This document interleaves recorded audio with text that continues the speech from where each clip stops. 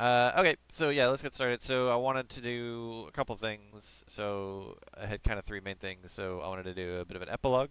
So like what happened kind of after you guys were done, or like what would, Ooh. and then kind of go through the review of how this was all accomplished, because I know there was some interest in like the prep and stuff that I did, and showing off some of the tech. And then we can even look at like some of the areas you guys didn't go to. We can kind of do a tour of the stuff that was Mhm. missed or not gone through. And then obviously once we're done, we can talk about next week. So Yeah. let's get Woo. started. So far as for an FYI, epilogue, uh, CJ just joined. FYI. oh did hey Hello. CJ. Hey guys, I'm at work, so 1 minute out, but I'm here. Okay, Cool. streams Just up. in time. You should be. Yeah, we're not. It's pretty informal, so we're good.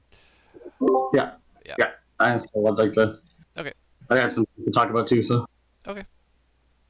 So yeah, the first part I was gonna do a bit of an epilogue to kind of explain, what happened after last session, although not much.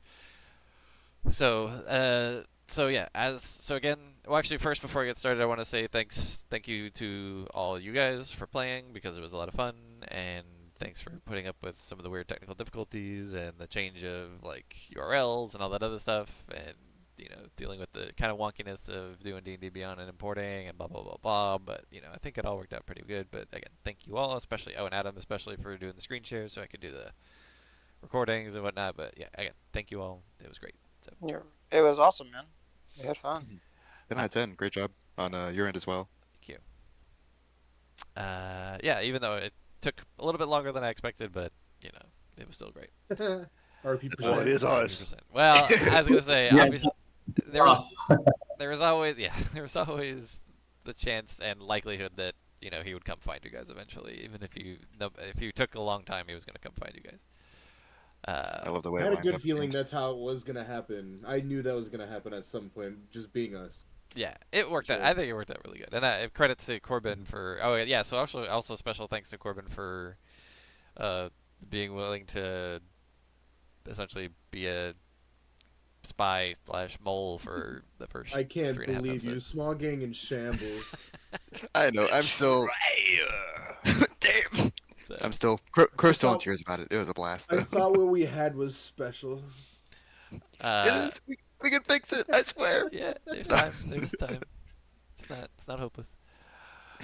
All right, so for the epilogue, as best you guys can tell, Strahd is destroyed. The mist is gone completely. If you were to all go look in his coffin, you would find it empty, and it would, even if you went to the next day, it would still be empty. And if you were to look anywhere throughout Barovia, throughout the castle, you would not find Strahd.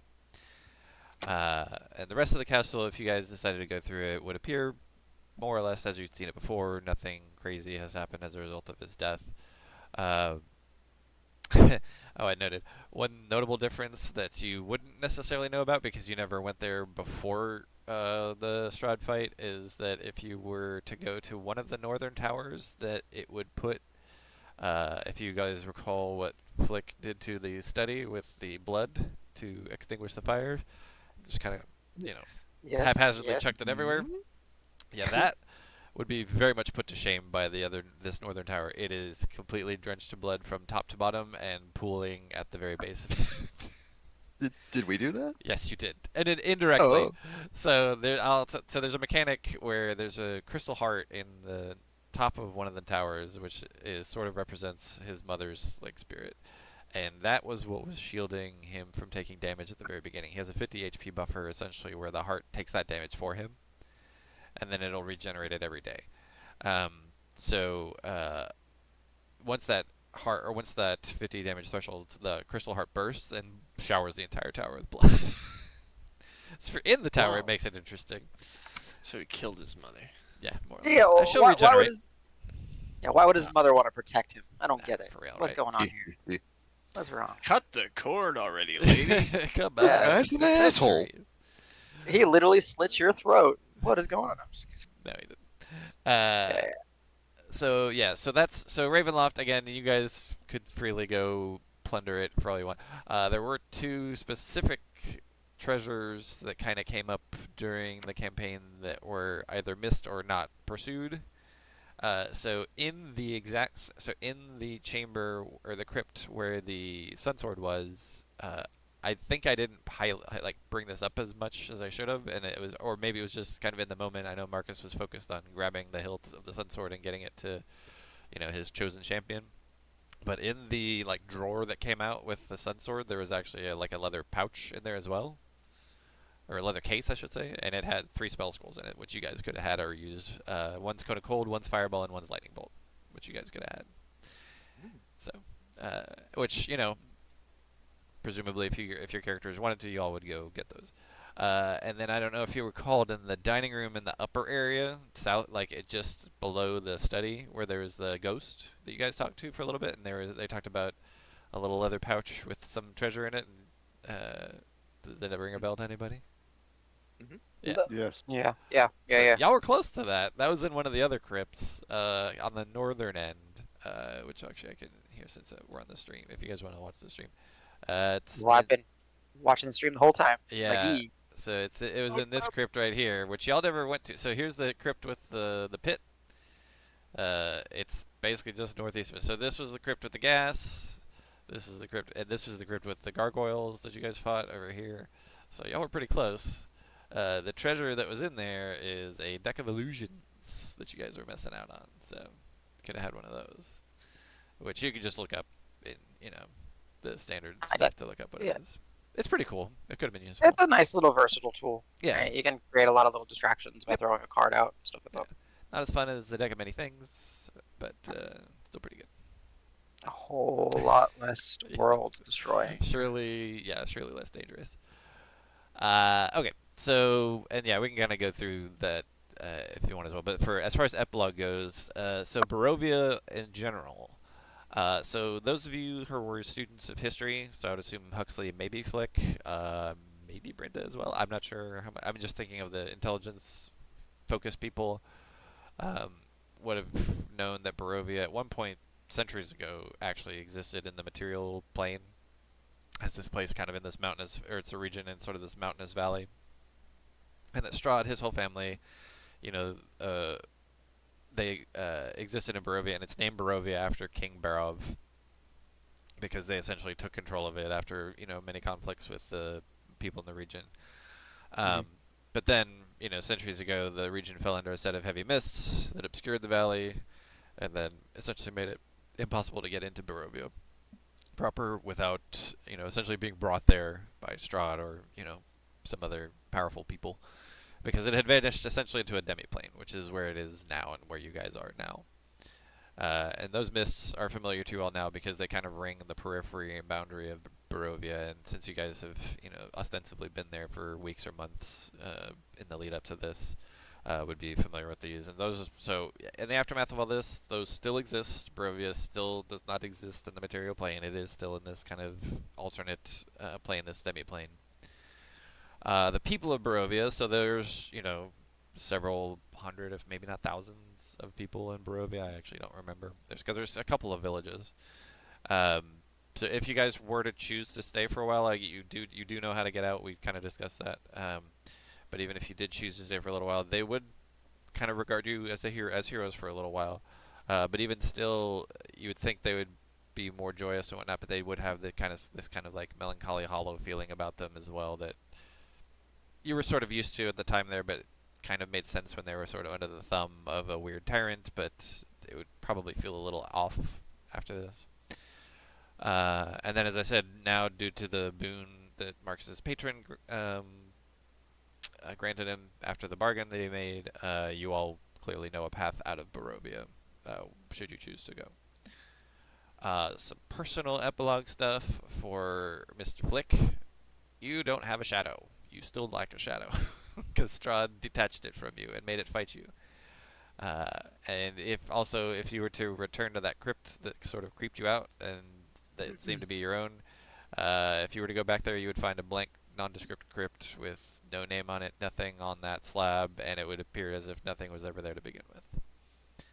And also, in addition to that, Flick, the sword that you wield would be very happy with the victory that you had over Strahd, and feeding off of your emotions, it would feel a little bit dejected that it didn't get to strike the killing blow like you had wanted to. But it shares your desire for glory, and in the future, if you were to seek out any bounties and there was like a choice of which one you would take, it would try to guide you towards the one that it feels is the most evil, because it's built to vanquish evil.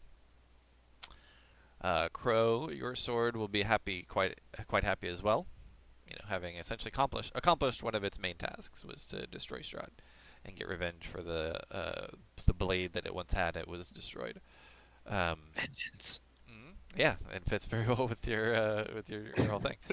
And it'll keep serving you well going forward. But it would have this kind of hesitant nature about anything that would threaten it to being taken from you or placed into danger. Like anything that might destroy it or harm it, you would feel that kind of like hesitancy, I guess, coming from that. The other kind of special items that were so like the icon of Ravenloft will continue to function as normal even outside of Barovia. So, if you're going into more kind of dangerous, evil places, then I think it would be a good thing to bring with you. Same thing, the loot continues to function as normal. I couldn't recall if there was anything else really special, at least that would seem to have ties to Ravenloft in particular, that needed to be reviewed. But for the most part, things would still function as usual. And I have a little note here. So if anybody had any thoughts on what their characters in particular would have as like a personal epilogue, I think now would be a good time to kind of like tie that out. But if not, that's fine. We can do. But just giving people the opportunity, if they had thought of, now that Strahd's dead, your goal, at least one of your goals probably accomplished. Anybody thought of what their character might do next? I haven't Ready. thought too much about it, but I do want to do something, but maybe I can save that for a little bit later. I'm still kind of decompressing from doing my project, so... Okay, sure. Did we all survive? Yeah. Good job, everybody. Yeah.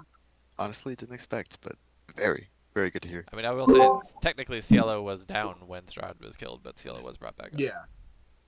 I mean, I had a sprained ankle at the end. It's true. You did. Yeah. You both You're got one one- point of lay on hands. You're fine. True, that made it all better.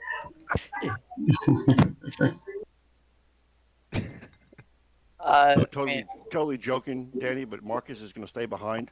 He's going to go back to the castle, persuade one of the remaining vampires to bite him, then he's going to take on the facade of Strahd, and then he's going to rule Barovia. There you go. Good man. I believe it. I can see it. Your patron's not going to be happy. Nope. But, Oh, I know. I'm going to go wherever my patron tells me I got to go. Yeah. And he would definitely insist after a little while that, like, we made a deal. You got to live up to it. Hey, yo, what you doing here? What's this? what's the deals? I know I think, said when you leave Barovia, but come on, you got to leave Barovia at some point. Yeah. Ambiguity, ambiguity. Yeah. I mean, I think for Huxley, he would very much like talk up home and try to get you guys to come and see it, because he thinks it's the most perfect place in the world. But that's about it. Like, he's gonna go home. He's gotta go to the Ember Sea, run those plains and see the water again. But yeah, I'd probably just try to convince the small tall gang to go over there. Okay. Small tall gang convinced to go where? So His home. it's Huxley's home. Oh, I already meant I would totally be down to, like, I would totally be down to go see her home, but if you were intending to stay home, I would, without saying goodbye, just disappear one day.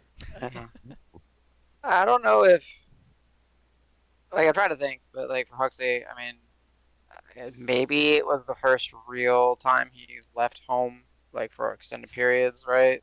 Now maybe he's kind of gotten like that, what do you call it, like that adrenaline junkie kind of thing going on. Adventure bug. Yeah. Yeah.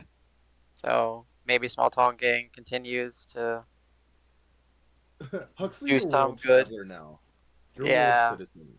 I mean, the Make sure of it. clip is going to be heard all around the world, right? Yeah, clip, clop. Yes. Clip, clop, clip, clip, clop, clip.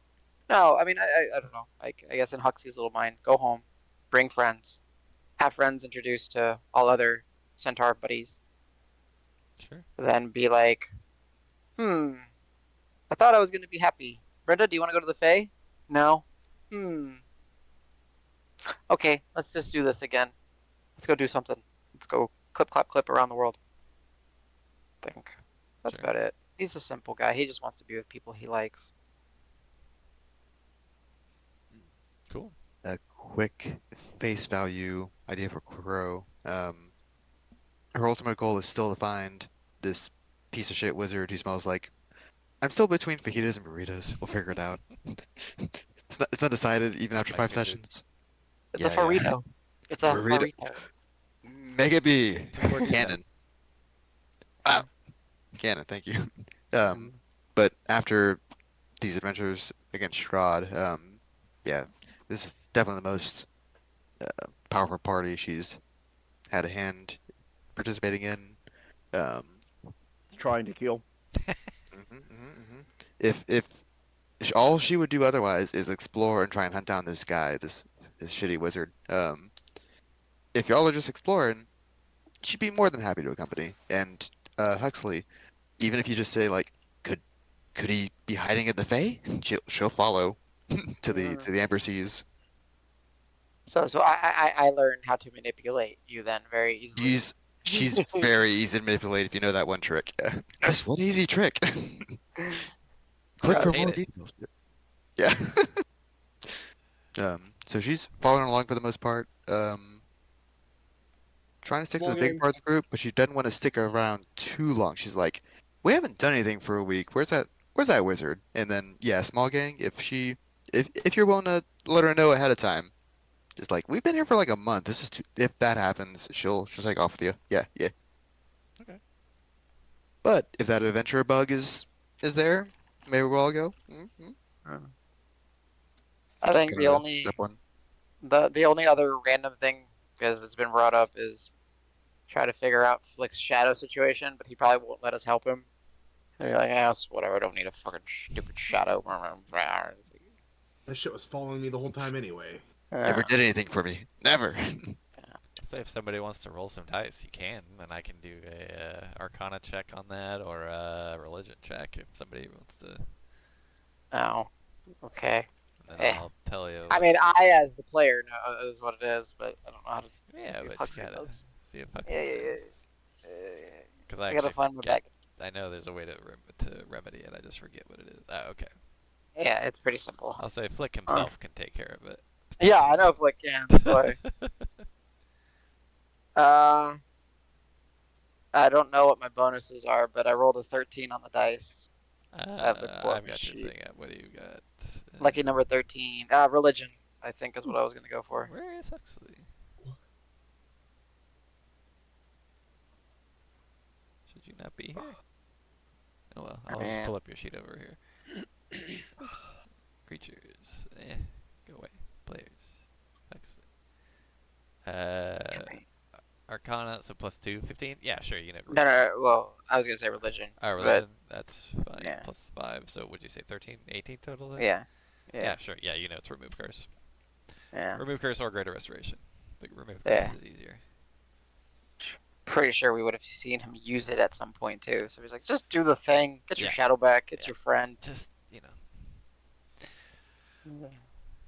Alright. Anything else? Anybody have any questions on like what happens after the fact or anything? Short extension for Crow. Oh, sure. She would probably stress and recite a couple times how hey, thanks for believing in me and not killing me when I was under Strahd's under his guises, under his charm. Huxley did beat the shit out of you though. But he didn't outright kill me. It's true. The kick, I still am missing like 2 teeth from that kick. And I still give him shit Tell me about it's it. the two front ones. Please tell me it's the two front ones. No. It's up to him. No, I mean, like, you gotta understand. Okay. Huxley straight up grabbed you.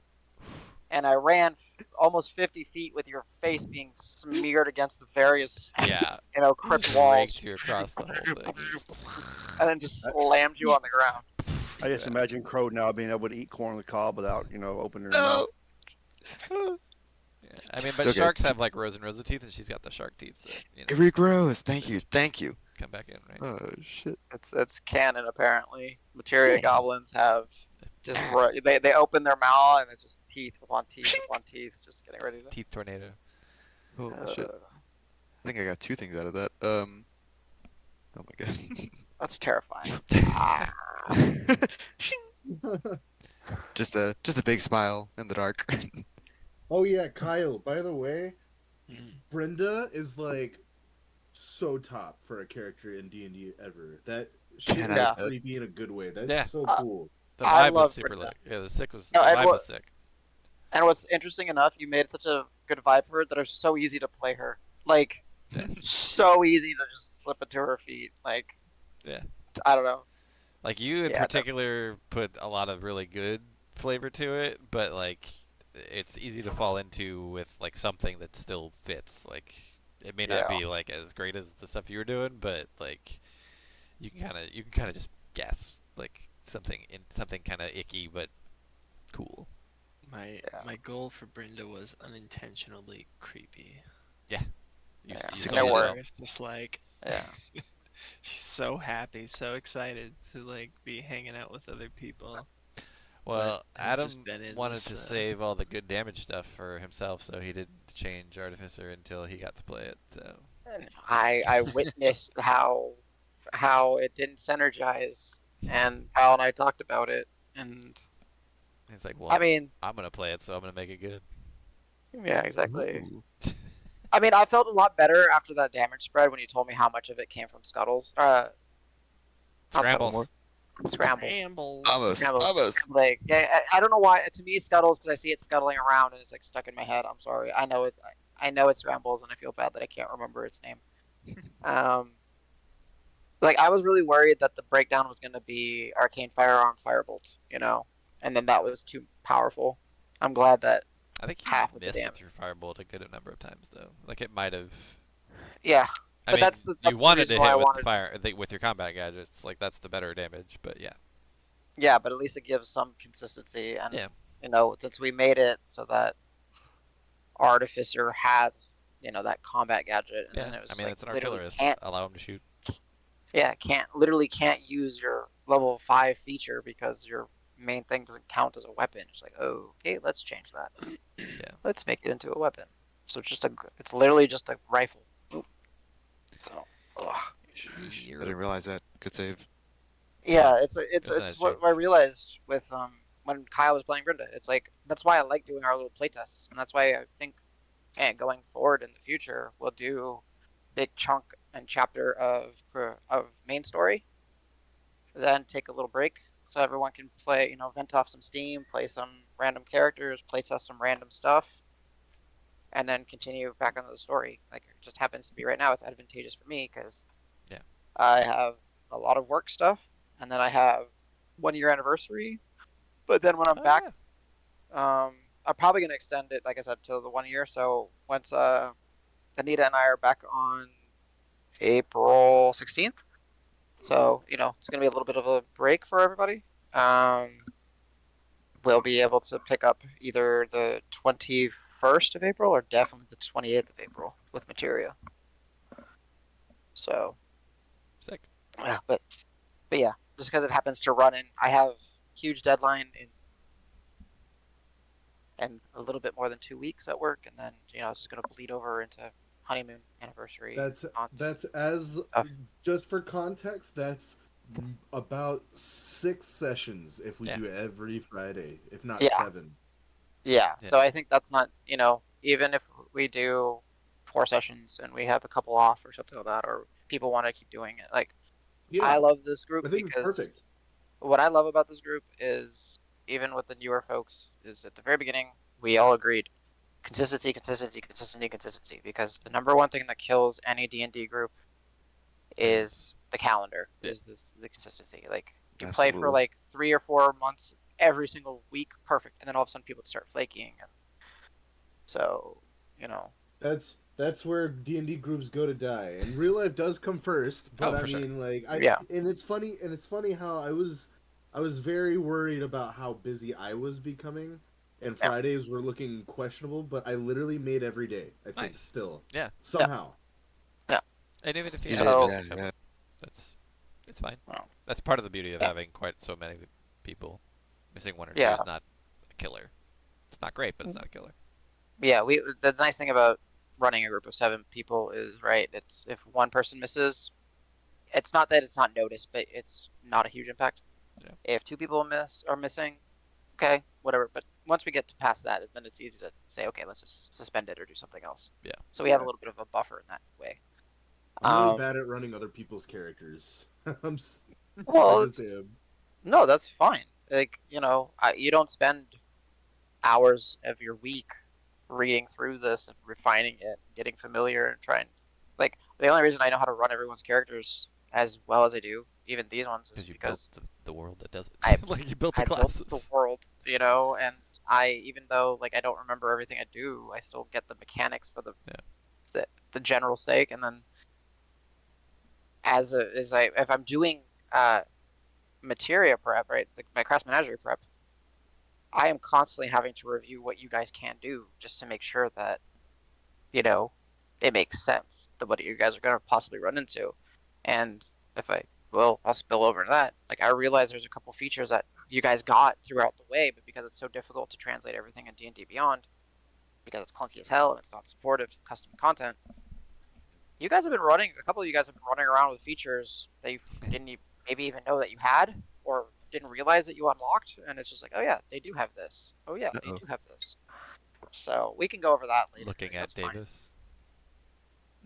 Davis was one of them. Karos is another one, but his was like level 12. He got it at level 12. It was like, Davis oh, for me is a bit more unforgivable because I literally helped build. So not only did I help you build the class, but you're my also editor.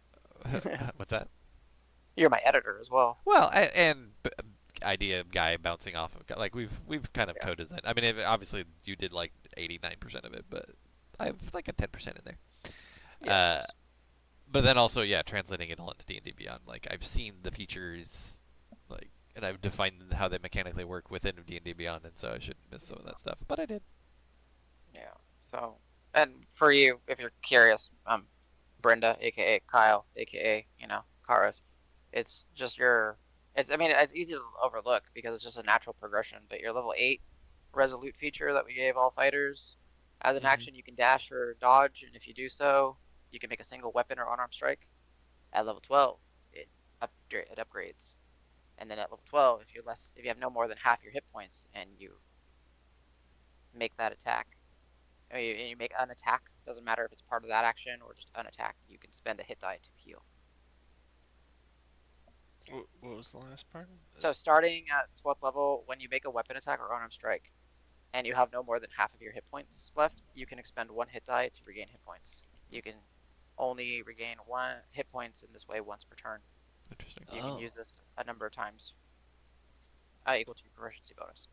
It's just a rider. It's literally a rider on your level 8 feature.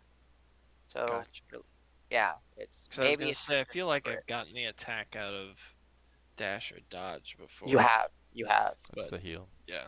definitely did not know about that. Well, that's the problem, right? Is that there's just so much that we've done to try to make things fun and playable that it's easy to kind of overlook 1 or 2 changes because it's hard to import it or make it visible. Right. So when I made those compressed sheets for James's home game, which he liked, so I did it for Cielo because we are, spoilers, like 99% gonna have Cielo in the Menagerie story now.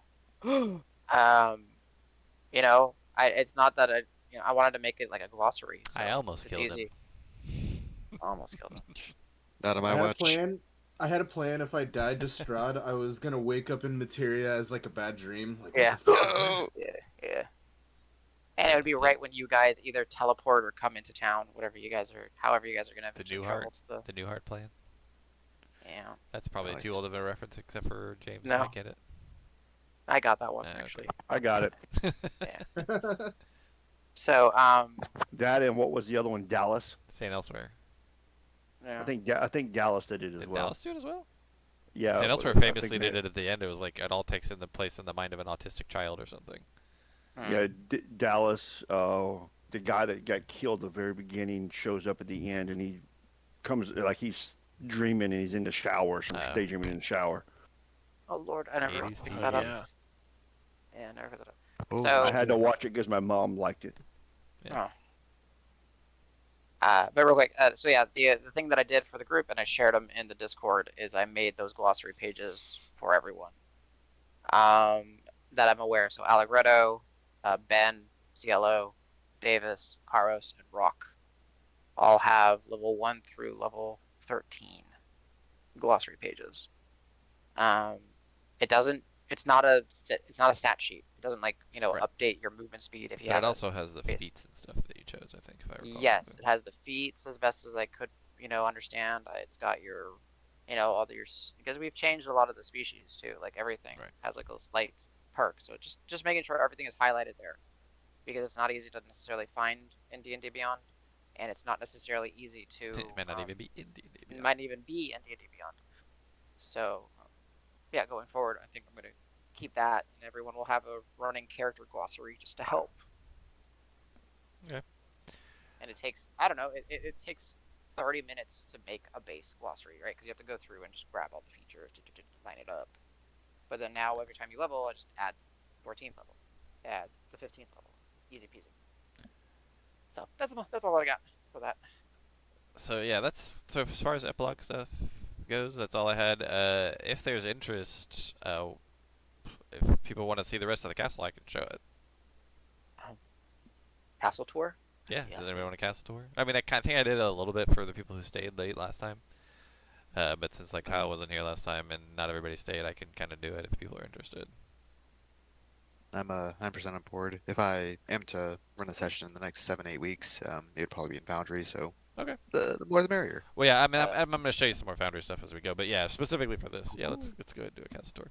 And I I will say wasn't able this. to stay, and I kind of want to see it. And I Sure. do remember Adam mentioned that you are a prepared creature.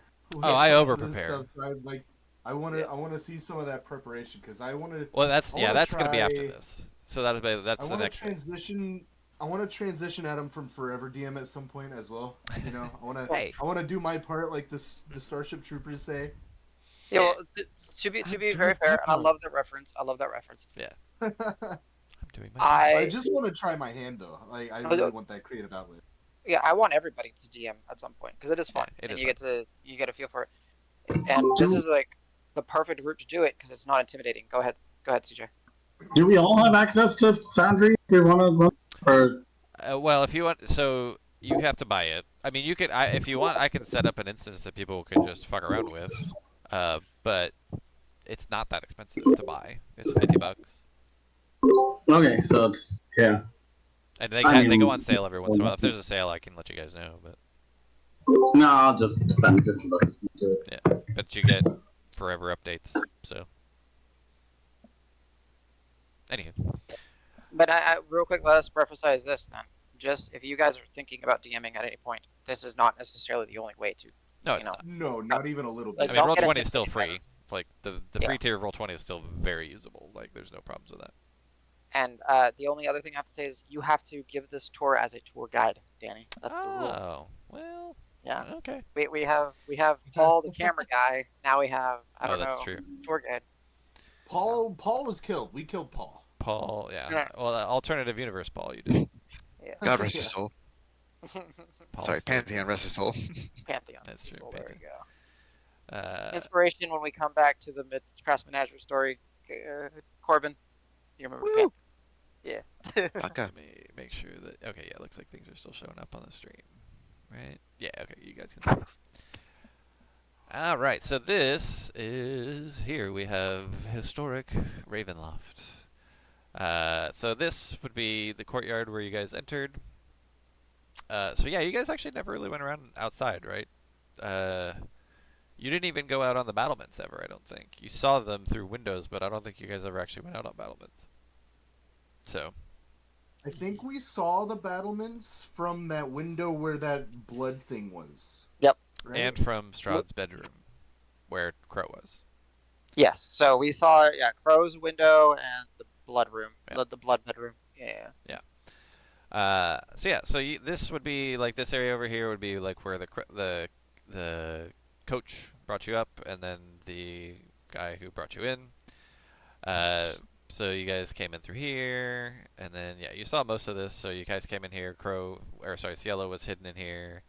Up here, there's actually, if I show them here, oh no, they're not in here. Did I? Maybe I removed them, or maybe they're up a floor. No, in this entryway, there's like 8 what is it, gargoyles, like sitting up here that are inert until you engage them, but what does it say? Like, oh, they attack any character who dares to return. Yeah, so like, theoretically, when you guys went to go get Cielo, I could have had the gargoyles attack you, but I was, focused on not necessarily having a bunch of random encounters because of time constraints and wanting to get things done. So yeah, you guys came in through here.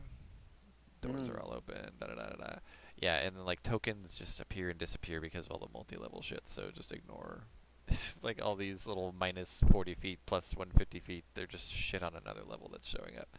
So like on the first couple sessions, that's why I was like constantly switching layers or switching which thing I was looking at because it would change, like make those things go away. All right, so yeah, you came in here. Here's here. So there's actually a hidden door behind the organ, which leads to this room where there's like a bunch of broken mirrors. Which, vampires, haha, they hate mirrors. So yeah, it comes in through here. There's like little hidden paths. This takes it to a spiral stairwell, which this one only goes up, I think, or maybe this one goes down a level. Yeah, it goes down a level, but then it ends on the next level. Hmm. This stairwell is the one that goes like all the way down into the water where you guys went. It went down one level here, which led you into this kind of room, this crammed room. So this actually was potentially a trap room that you guys were in, because it's at the bottom of essentially of a elevator shaft, and so like a big old elevator would have come and gone chunk. If I think it's like it requires like 400 pounds of weight, and I think only ever like 1 or 2 of you were standing there at a time. So it just never, to me, like the condition never got met to trigger it. But that's like these walls here are here to potentially like spring up and box you in and have the thing come smashing down. Yeah, you stuck your head in. So Cielo stuck his head in here. There's actually a guy who like walks back and forth. He just wasn't there at the time that Cielo stuck his head in. Otherwise, you would have seen like a hooded lantern kind of coming down. But yeah, so let's go back up to the main floor. So yeah, that staircase goes down that way. You never came through. Here, let me get rid of this drawing. I think this is a drawing. Real quick, as you're getting rid of the drawing, does anyone know why vampires don't like mirrors and like what the actual myth or to it is? I don't. It's I actually just know pretty interesting. reflections, but I don't know if there's anything beyond It's Yeah, that. actually it the doesn't have anything. soul. No, no, it actually has nothing. It has nothing. It's the soul is kind of yes. It has nothing to do with the fact that it's a mirror. It's the fact that old mirrors were made of polished metals, and the most common metal back then was Oh, Silver. silver, Yeah. and thus shit. silver was considered a pure metal. Therefore, it could not reflect something so impure. Interesting. Yep. Damn. I like the phrasing. Nice. So again, shit you learn as a DM. Yeah. I didn't know that either. Yeah. So yeah, off the main I entryway, call bullshit. there's another hallway that leads. So there's like these little infectation. So what do they call it? The Hall of Faith. So yeah, yeah. There's like the statues of knights, which the eyes seem to watch you, but the moving eyes are just an optical illusion, which lead into this chapel, which it could have been. This actually is one of the potential places where you run into Strahd, but that's not where you guys rolled it. Where you guys rolled it was he was potentially over here. Oh, that's right, Huxley is, because I was using you to like give us a tour after the fact. That's right. Yeah, and here actually is when I was doing a balancing pass. So like on this altar, there's like this pool, or not pool. There's like bowl filled with water, and it's originally. Or no, this is sorry. There's a statue that looks like the icon of Ravenloft. Sorry, there is a bowl with there's water as well. But the statue originally was trapped, and it's originally was trapped for 16 d10 radiant damage if you touched it for 88 damage total. And I was like, no, I have to scale this back because it's gonna literally instantly kill most of the people in this party. So yeah, I had to take that off. And then there's some other stuff. I think some of this stuff is custom, where it's like this will give the effects of a short or long rest. I don't think that's from the book itself. So I'll talk about some of the customizations I made when I get into the prep portion of it, but this is just the tour.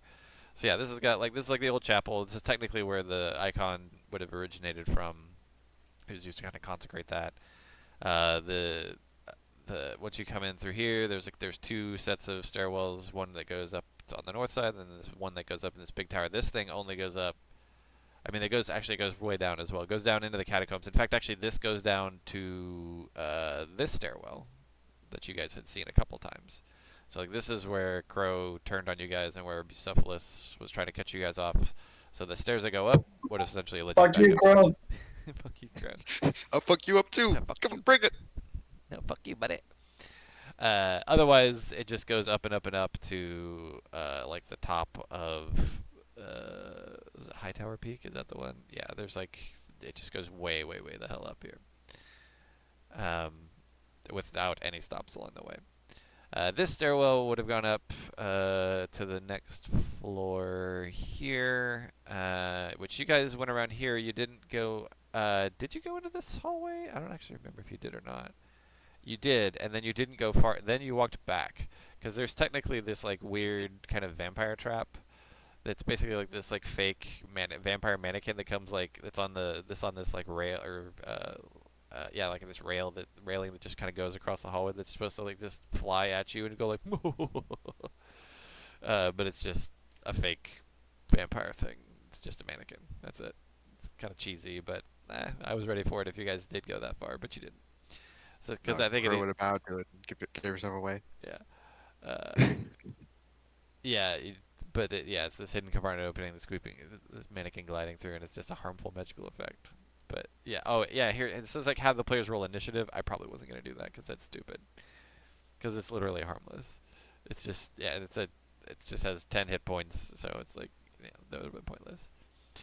But yeah, so once you go through here, there's this balcony that overlooks the chapel, and this would have been one of the things where it's like the multi-level stuff kind of shines because you can actually see what's happening down on the first floor from this second floor.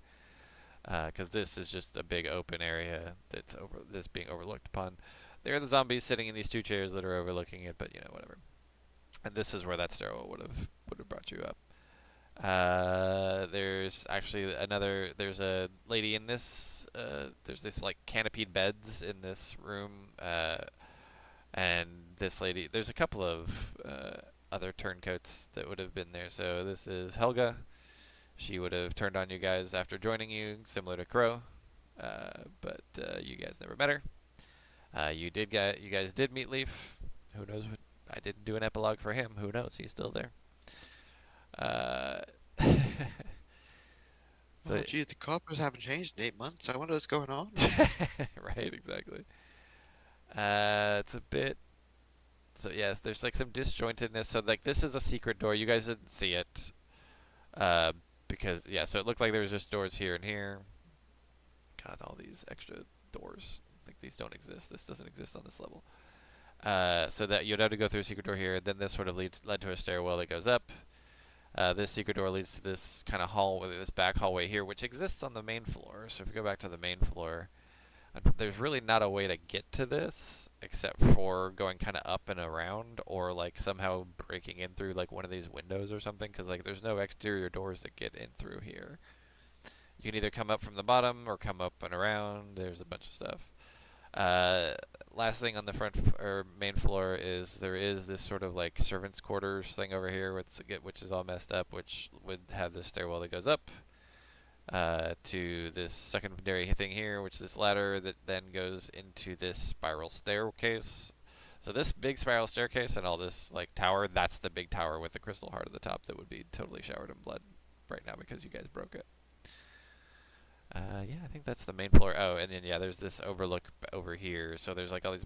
And there's like a carriage house here, which somebody said. I fought you over fought. at the carriage house before. Yeah. So there's battlements, which you guys could have gone on if you wanted, but whatever. And then this overlook here, which is where Strahd in the tarot cards was. So this is the balcony overlooking the whatever. I don't remember exactly the wording was. The tortured land or whatever. Tortured lands. I think that's right. So he was just overlooking Barovia, which is the tortured lands. So that's the first floor. This has got this kind of like purpley light because the crystal heart shines this kind of reddish purpley light. Second floor, we did most of. This is like the workings of the elevator in this thing here. So like here's the elevator shaft that drops down. This is like the elevator mechanism. So you guys could have broken that and like disabled the trap. Other than that, this is just like another back hallway which goes to the stairwell. Yeah, I think that's really it for that.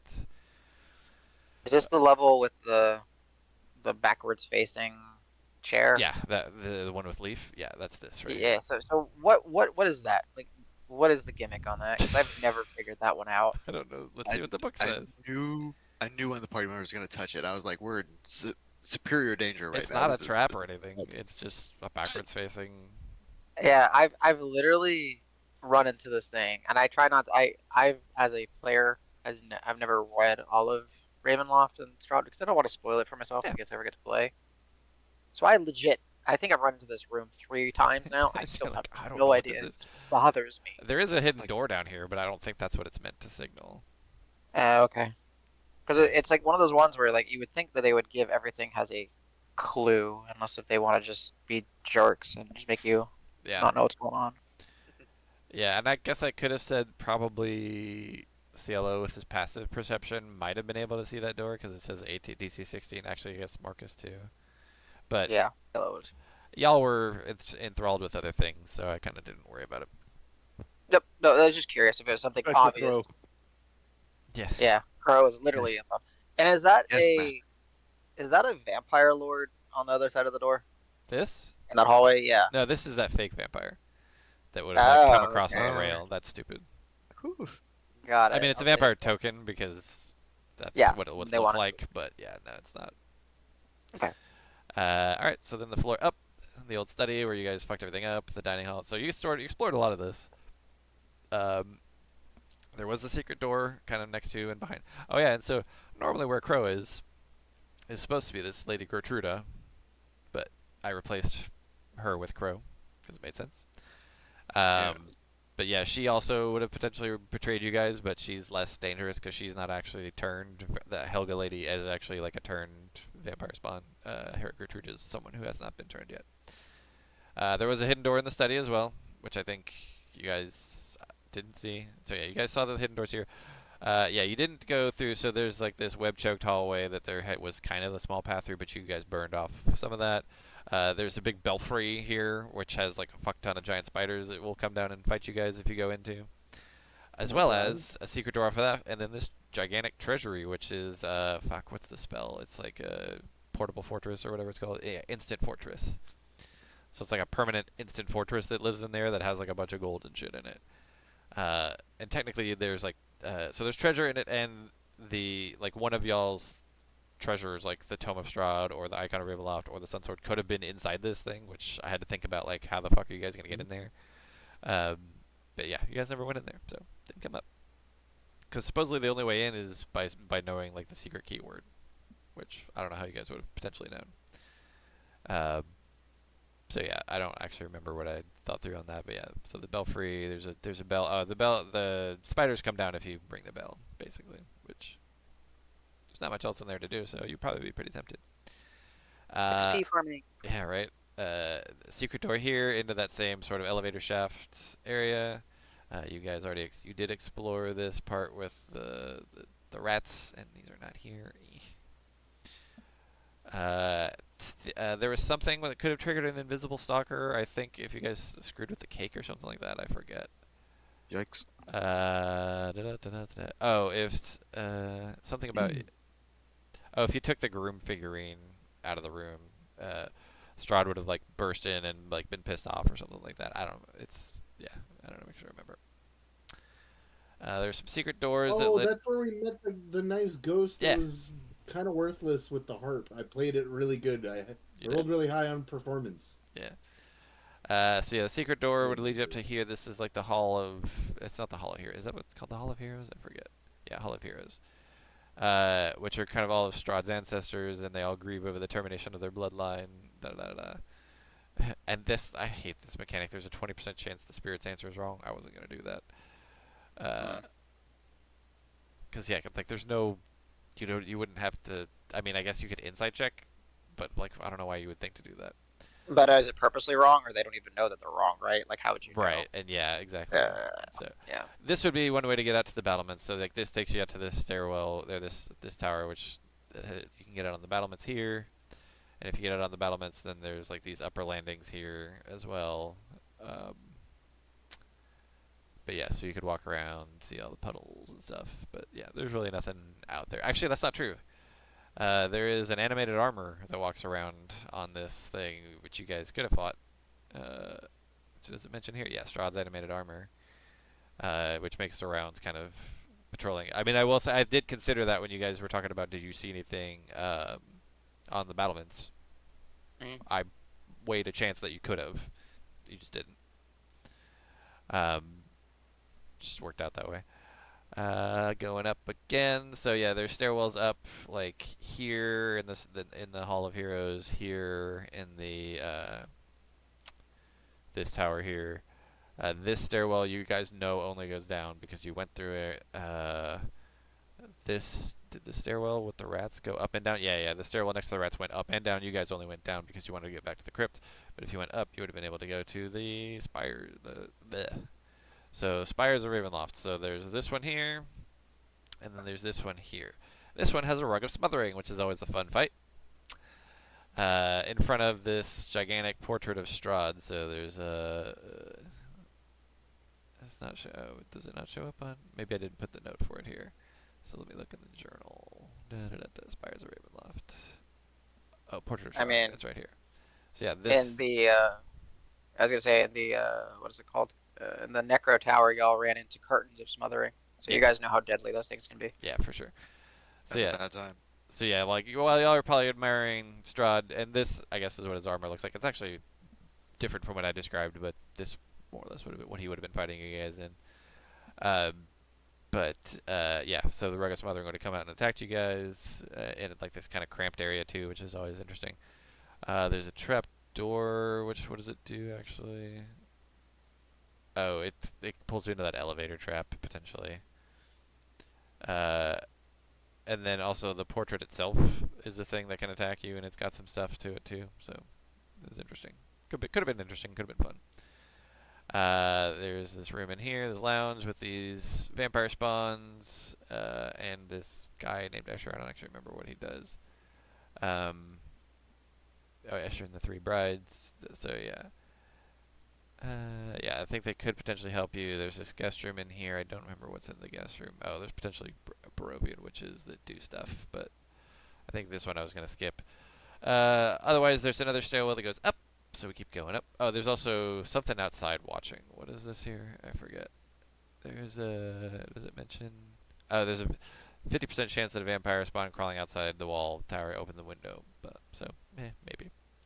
A lot of the random stuff, I was kind of just like, I'm either gonna just do it or not do it. I'm not gonna like roll to see if it happens. I was gonna plan ahead of time whether or not whether or not it happened. I think that's the correct call for like one shots or like smaller campaigns, because then you're just kind of gauging time. Yeah. So this one, Absolutely. Yeah. yeah, there's like a bunch of witches that live on this floor. They're like this is they were in their with their cauldron here. They've got their kind of ingredients and apothecary table and stuff here. Their familiars live in this room, which is like where cats have like torn the shit out of it and stuff. It's like it's weird. So that's what all these It's a lot of witches. little kitty cats are. So there's a little cat here, and a cat here. Yeah, 7 witches, Barovian witches, which are kind of. Let's look at their stats. They kind of missed the opportunity to Would be have at been 9. would have been dope. Yeah, I'd say there were 9 that came in the Covenant of Covens. Oh yeah, Yeah, sure. exactly. Ooh. Yeah, and then that's Cool artwork. I like it. yeah, they do have some neat. Can I? No, I thought there was a way to like bring it up. Nope. Oh well. Would the familiars have participated in the battle? Sure. I don't know. Oh shit! You guys never even got close to it, so we'll never know.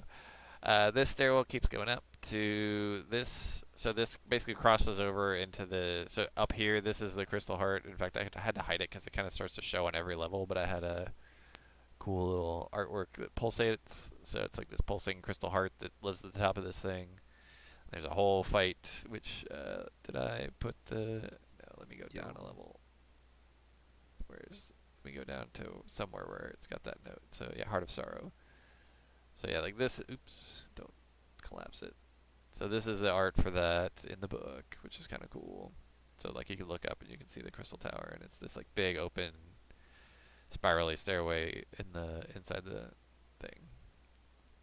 But yeah, so it's got 50 hit points, and if it reduces 0 hit points, it shatters, and the crystal shards transform into blood, which rains down on the interior of this tower or in the staircase. The That is destruction. cool art. Yeah, that art is Great. their art's Yeah. dope, and the idea is pretty fun. But yeah, so it's the Strahd and the Heart of Sorrow connected such that any damage Strahd takes is transferred to the heart.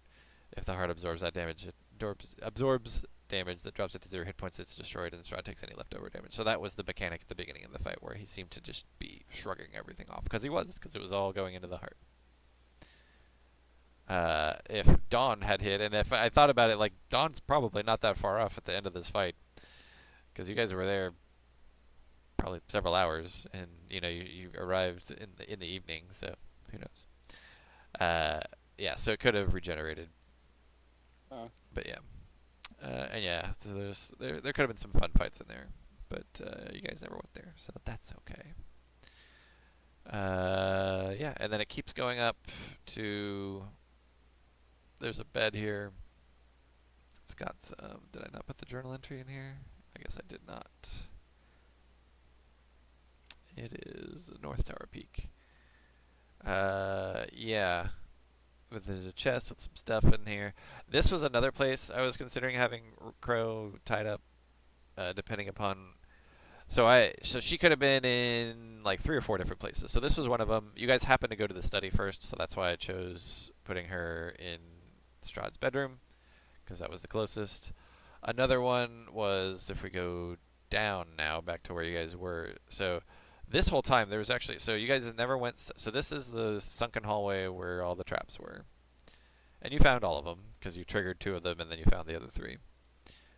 So you guys got teleported into like these cells up here, and this is where like the dead body was. Here's where the original lost sword was and whatnot.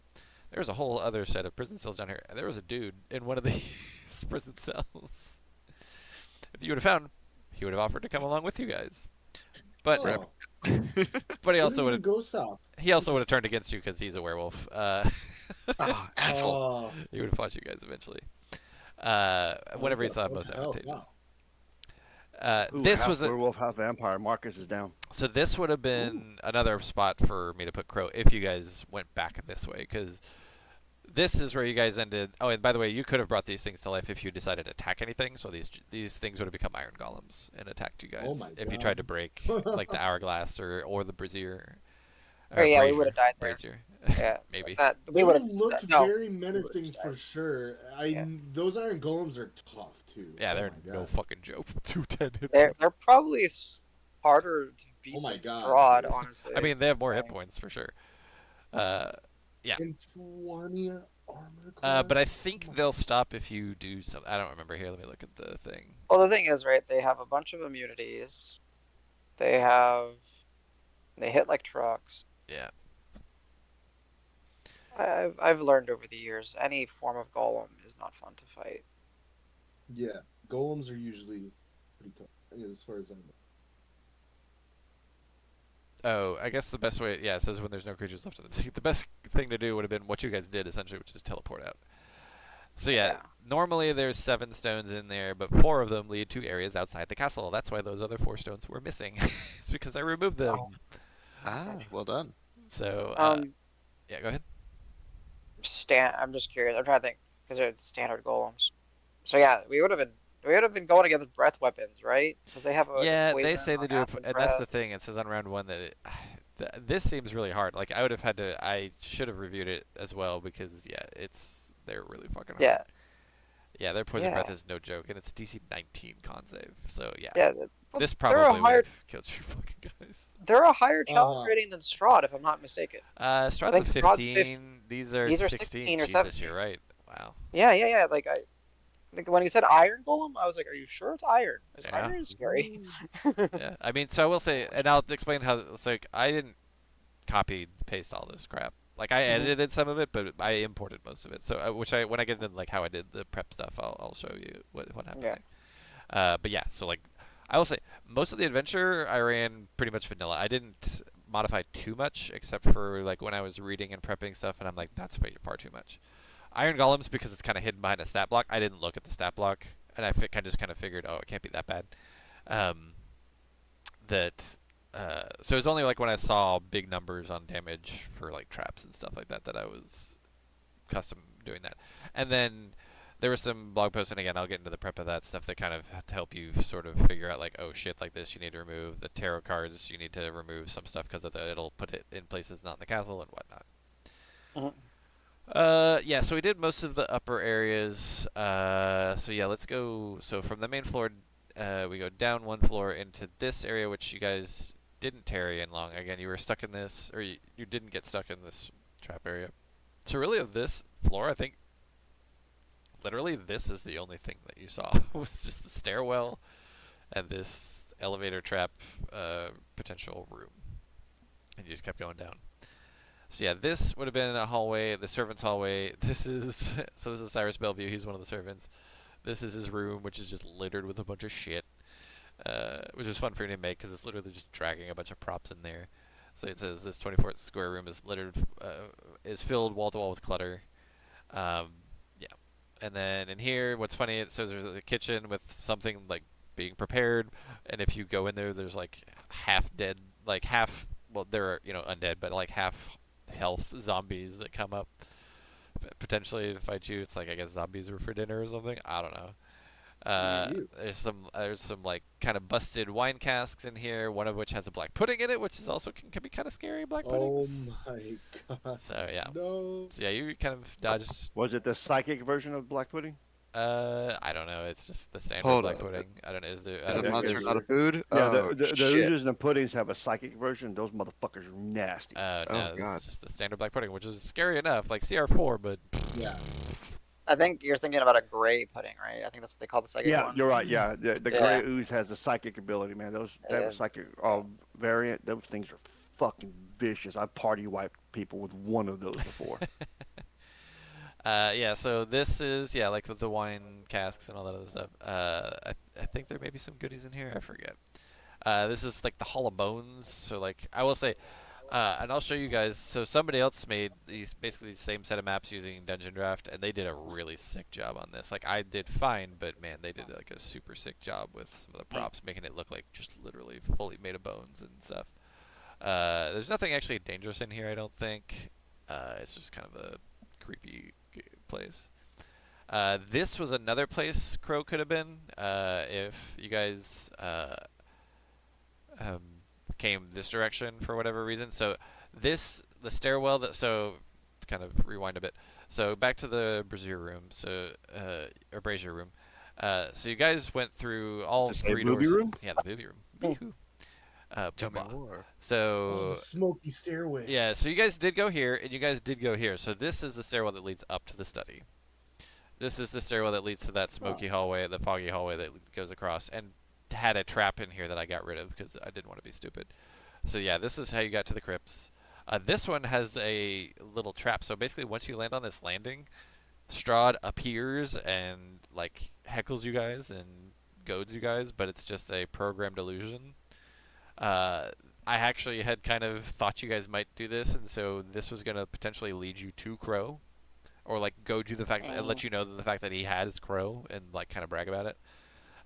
So at the top of this stairwell would get you to this room here, which leads to seemingly nothing, but there's a secret door here. And this is like the Chamberlain's quarters, and so there's a decent kind of little mini boss guy, Rahadin, in here, who would have been an interesting fight. So yeah, he's no joke. CR10, decent HP, has some minor spellcasting stuff, but also he has a Shadow Demon in here with him as well, which is also like no joke. Yikes. So this could have been bad. Crow would have been like out here on the periphery after you guys fought him. Yep. So this goes, and then this stairwell takes you back up to the main floor somewhere. Oh yeah, through the Heart of Sorrow, that tower. So yeah, so that's how that all connects. This stairwell goes up to the servant, like the back window, the back like servants' quarters stuff here. Yeah. So then this goes down, so the Hollow Bones opens to like what looks like kind of like barracks essentially. There's a bunch of dead people here, which would have animated into skeletons potentially. So yeah, basically when you reach the midpoint of the hall, then 10 skeletons would have arose and fought you guys. But skeletons, you got no problem. Scary skelly. This leads to that other kind of back stair, which goes up to that back way with the broken mirrors. So that would have led you up to here, or if you'd come this way, you could go down to here, but then it kind of stops here. So yeah, then the only way down from here is either through the stairwell that you guys went, or that secret hall off of the Chamberlain's office. Huh. Yeah. And then down here, like I said, you guys explored pretty much all of it. You didn't actually go in Strahd's tomb, but so It feels like we explored like the middle and bottom of the castle. Never just ignored the bottom. yeah, and I'd the say you top. guys did like 50% ish, Yeah. which isn't bad by any stretch. No. So yeah, and then there's obviously a bunch of stuff in each of these crypts. So I'm trying to think if there's any like cool like treasure. What was this? This is Staff of Power is in here. What the hell? Oh damn. What the fuck? Wow. Yeah, I knew that was there. That's why I didn't head that way. I actually I forgot this. mean, at least it's not a staff of the Magi, thank goodness. But yeah. Yeah, but jeez, Yeah. Badass. Staff of Power. Holy. Good for casters. Although if no one grabs the staff within one round of its appearance, it vanishes. So you have to like really. Oh, you have to stand inside the crypt and speak the name Kazan, which is funny. So like because on the crypt itself it says Kazan, his word was power. So if you go in there and say Kazan, then a staff of power materializes and hovers. But then you have to make a con saving throw or take a bunch of lightning damage. Oh, thank you. So yeah, there's some neat stuff. Yeah, you missed fighting a ghost. Ghosts are always fun. So there's ghost here. There's a pit with 6 ghouls in it here, which would have been interesting too. Oh yeah. So Yeah, and we would have fought the ghost before we got the icon, so that would have been scary. Yep. Yeah, because the icon was over here, and y'all were kind of going around here where the Sergei's tomb and stuff was. So yep. Yeah. So the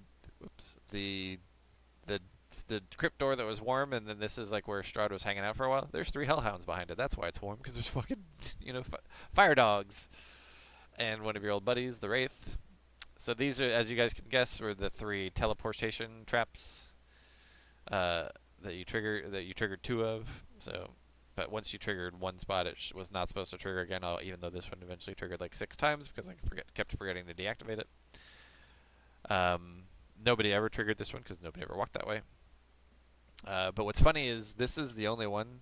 So the mechanic, the way this one worked, is that it teleported you into one of the coffins in that lower area, and it swapped places with whatever was in there. So if there was a wraith in there, that's what appeared there. So it wasn't just like summoning wraiths; it was taking the wraith that was in that coffin and teleporting it to where you started. So you just swap spots. What's funny is this one is hooked up to the coffin that you guys initially opened and already killed. So it would have teleported you away, but nothing would have appeared. So like the third time, you would have been like, wait, there's supposed to be a wraith, right? But nope, because you already killed it. So yeah, and then last was this area here. So yeah, there was 1, 2, 3. There was still like 10 other, or sorry, not wraiths, whites. So yeah, there was still like 10 other whites that you guys would have been able to fight, but never opened the coffins to. Was there any places that essentially allowed for or the effects of a long rest within the castle? So that thing on the altar of the chapel would have given you, I think, just a short rest, not a long rest. Did I? Where's the? Oh, because that was one thing that I kind of, which I don't short know or if long it rest. would have. So this one I could have given. It depends on how you guys were doing. Yeah, because I was gonna say that was the one thing coming into this as a class that has basically nothing operating on a short rest. Yeah. Was like, because I've actually not played Strahd before, in the full thing or partial. So it was like coming into it I myself was like, okay, we know that we're, at least with this campaign, we know that we're going in there to take care of Strahd. Right. So at least from both a me perspective and a character perspective, it's like, well, he's the big baddie. Try to save whatever you can Right. for when you go up against him. And so it was, there was some fights where there was some damage being dealt out where it's like, how it was constantly like, how much can I afford Yeah. to How to conserve. use? Yeah. Right. Yeah. I mean, I will say there is a chance you guys could have taken a long rest. I would have definitely been rolling potentially for if Strahd found you guys, but you guys took kind of long enough, and so honestly, and I thought about this. I was trying to rationalize in my head, like how would I get Strahd to just like come after you guys potentially, and fucking up his study was a big factor, frankly, because that. So for the one thing, like it's got, thankfully for you guys, you didn't screw up the portrait, the painting over the fireplace, because that's his love. That would have really fucking enraged him more than usual.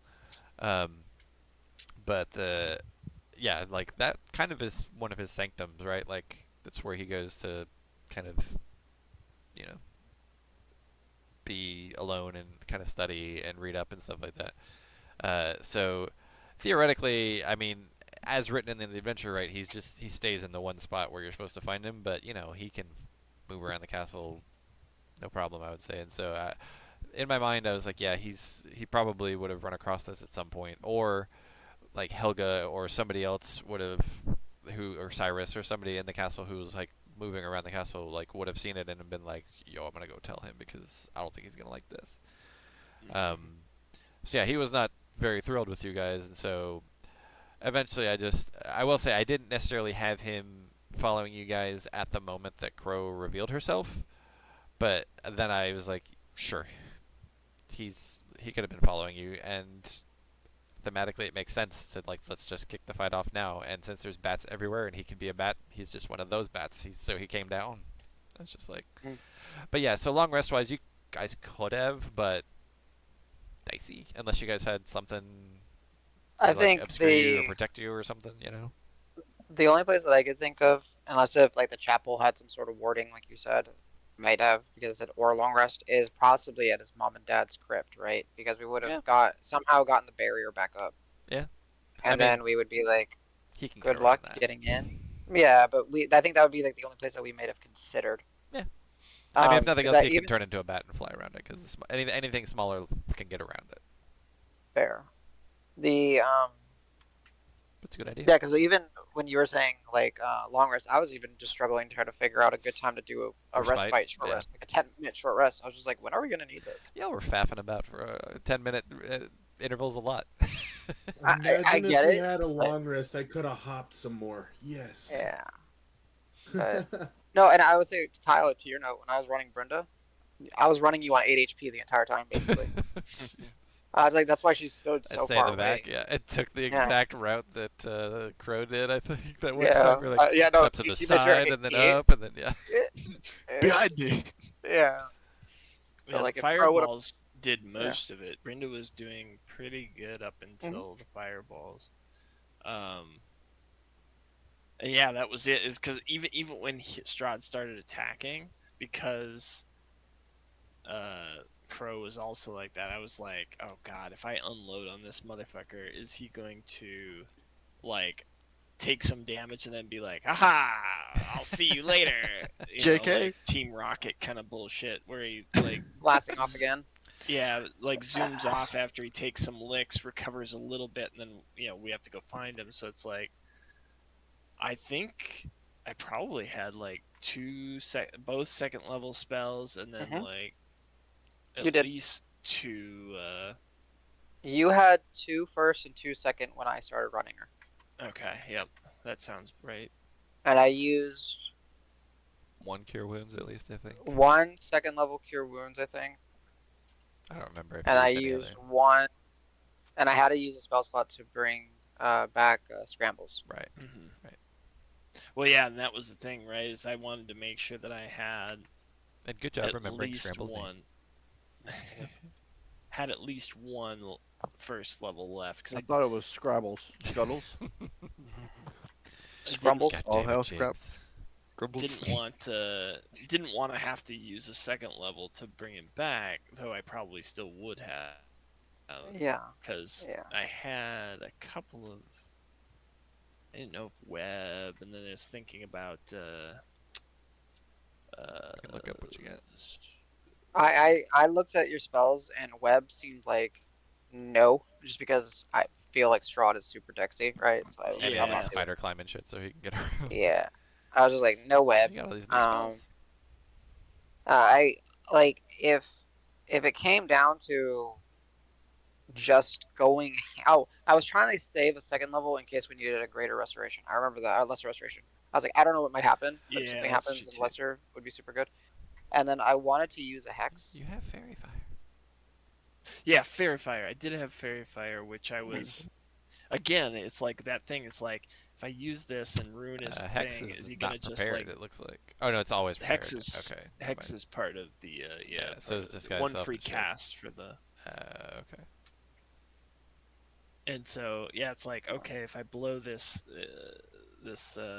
Fairy Fire, is he gonna just like swoof away, and we've just Yep, expended I some get you. resources and come back and fight him later. So I wasn't sure if he was just like, I'll kill him if I can, but if they start messing with me, I'll just go back to my preferred room and wait for them, prepare for them, kind of thing. Yeah, Just so 'cause he's kind tactic wise, yeah. I mean, I was never going to do the thing where he just like purely runs away because that's boring and I didn't want to run like 5 more sessions. Um, and frankly, like, so I will say, so after so we went 5 sessions total, right? So after the fourth session, which was the 2 fireballs and like two, well, I guess at the very very end it was only Huxley that was down, but at one point I think 3 or 4 3 of people us were were down. down. Yeah. Yeah. Uh, I think it was 4 because I think it was only Flick and Cielo that weren't. No. Crow also was fine because of shielded position. I think, right? Yeah, Which one? she would have been the one that brought somebody up because Yes. because That's right. She Flick lay on hands and on Brenda, then Taylor. Brenda brought up Marcus. Yep, and then Yes. someone got me up. Somebody stabilized you and then got you, and then somebody got you up. I Yeah, don't yeah, remember who got you up. yeah. Flick I was stabilized a you, I think. twofer. Yeah, I was a twofer. Yeah, I will say there's more stabilizing of people than I'm used to because normally just heal them, but there wasn't a lot of heals to go around. Hmm. But it was good because as I don't know if everybody knows, but so since I was rolling the death saves, when I rolled Crow's death save after the fireball, I rolled a 1. So that was 2 death saves immediately. Damn it, Strahd. So, Terrible boss. yeah. Yeah, because I'm pretty sure I healed him because I wasn't You did. sure. Like, I was like, I think it was like you said like, okay. I'm like, that's either good or bad, and I was just like, not worth it. If bring him up in case there's another fireball in the Yeah. pocket. Thank you, thank you. That would have been a very sad end to Crow. Yeah. Well, So She betrayed us to the end. where's Never trust goblins. Never. Reinforce special stereotypes. Bastards, all of them. Yeah, I kind of went through this in the chat, but just for posterity. So yeah, here's his spell. So he's got 4 first level, 3 3 3 1. So his 5th level was the upcast fireball, which are odd having. 4th level, he 2 were greater invisibility, 1 which was broken, the second which he dropped because Flick was talking shit. He tried to polymorph Flick and failed because Flick saved on a DC 18, which is no joke. Damn. What's Flick's wisdom? Like his wisdom's not not even that not insane, right? Like no. He he just needed to rolled roll well. like he needed to roll like a 17 or higher or something like that. Yeah, like Flick just Whoa. rolled nice. Yeah, his Got it. wisdom save is +1, so yeah, he had to literally roll 17 or higher. And I think he rolled I think he had a 19, so he must have rolled an 18. Um, uh, 1 third level on fireball. I think he still had 2 left. 1 mirror image, and then I think that's it. I think he still had 3 first levels and 2 second levels and 2 third levels. Because yeah, the otherwise it's pretty much just Ray Frost, Ray Frost. Because he doesn't have like a lot of offensive stuff on first and second level, so I didn't really do that. I mean, I could have gust of winded maybe to separate some stuff, but and detect thoughts he didn't really need. I don't think. I could have been when he was like waiting in his crypt. He could have been doing some of that, I suppose. For his lair actions, he had 4 options, and he almost always did the where is it? This basically incorporeal movement. So until the next layer 20, he can. So this is how he's passing through all the stuff. Is he as part of his layer action, he can be like until the next layer action, I can move through shit. Um, but he can also slam a bunch of doors. He literally never did that because it wasn't. There were not a lot of doors that you guys were behind because you were in the crypts. Summoning Spectre, he did twice, and then the Shadow thing, he only did for Flick once. But yeah, because so most of the time he was doing the so he did his Children of the Night once to summon bats. You could also summon rats, and if you're outside, you can summon wolves, which he did.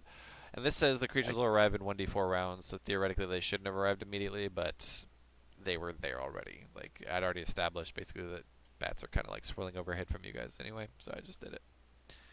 Charm we did once on Marcus and successful. Legendary Resistance, I think I only used 1. I think I still had 2 left. I know I screwed up a couple times where... So the bite, he's only ever supposed to be able to bite someone who's grappled. That he has grappled. So the idea is being that you do the unarmed strike, which you can then grapple. Which I was dealing the slashing and necrotic damage, but also grappling, which is me cheating. Because you're supposed to only grapple instead of dealing the slashing damage. The slashing damage is not the big one. The necrotic is the bigger damage. So it wasn't that big of a game changer. But yeah, the idea being that you unarmed strike, skip the slashing damage, just grapple, and then you bite. I think I only successfully bit like twice, maybe. Even with me kind of misplaying it a couple times. Sounds right. Yep. Yeah, he's got spider climb. Yeah, the weaknesses. So yeah, forbiddance was not a problem. You're in his house. Harmed by running water. He was never in running water. It wasn't a problem. Stake to the heart. That's only if he's incapacitated in his coffin. He never made it back. The sunlight hypersensitivity. So he was never in it at the start of his turn, I don't think, except for when he was missed.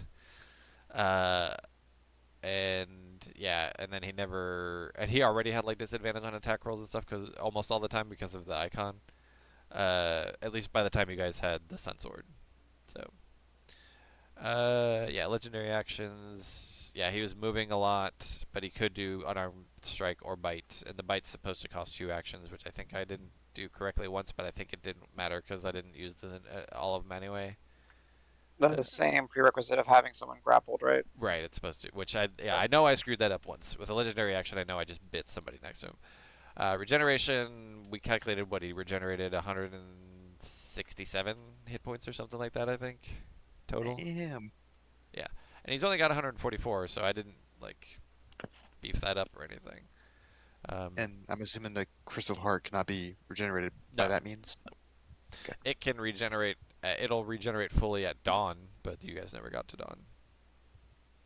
Cool. Yeah, and his AC was only 16, which isn't crazy. I mean, but his saves What? are all really good, like +4, +9, +4, +5, +7, +9. Yeah, like his strength and con saves are his worst ones by far, but they're all quite good. Yeah, so his resistance to non-magical piercing, bludgeoning, slashing, which Huxley ran into. I don't think anybody else did any non-magical piercing, bludgeoning, slashing against him. And of course, necrotic. He's got no damage immunities. Excuse me. Yeah. So that was kind of it. Otherwise, stock. I mean, yeah, I didn't change anything about him. Random stock. So, oh, and he has the shape changing and stuff. So he could have turned into mist. He could have turned into bat or a wolf, but I never needed to. Cool. Because the mist is Good really enough to slow. look It at. only moves at like 20 feet per round, where it's like he can literally just turn. He can walk through all this shit and then use legendary actions to keep moving. So it's like the mist doesn't make sense unless he's trying to get under a gap or something like that. So I think my only question was the door thing. Was that specific to the crypts, or was that any set of doors?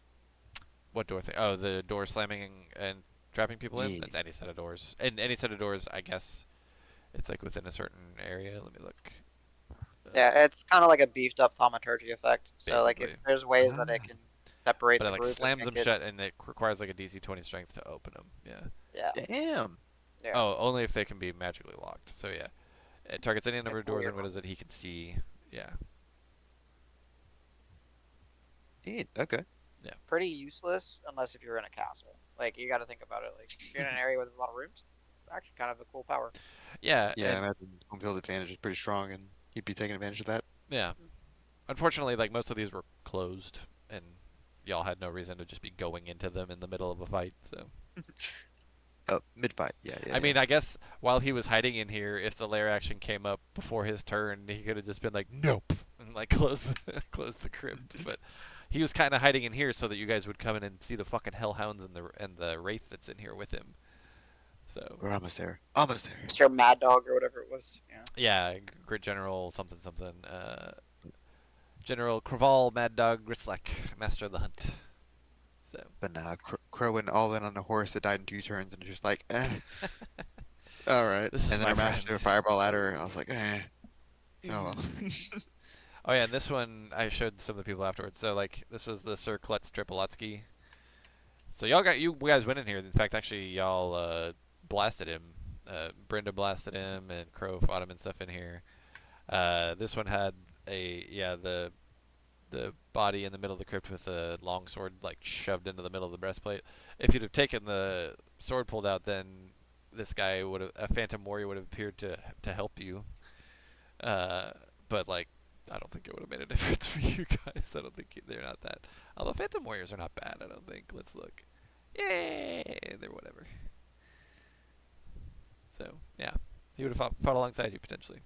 But you guys never dealt with the sword, so. Because, I mean, you were dealing with a vampire lord, so I understand. There was a burning horse over there. Yeah. Well, yeah. Oh, yeah. Over here, for sure. So, yeah, this is where the burning horse was for people who didn't actually get to see it. There's also a little imp in here, but he doesn't really do anything. I forget what it says. Like there was an imp in there. Well, you never. Nobody went in here. You guys never went All in. I No, hear I is hid smoking outside of plus it. one. It was You did hide outside of it. the horse was as big as the room. Yeah. Oh yeah. It's like, let me Yeah, out that's of a here. big ass I horse, had right? to get the fuck out of Yeah.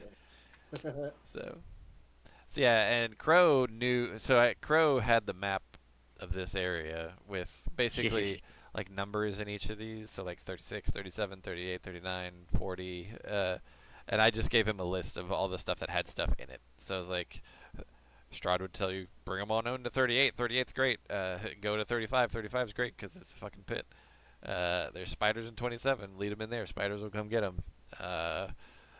There's a ghost in Crypt 4. Go to Crypt 4.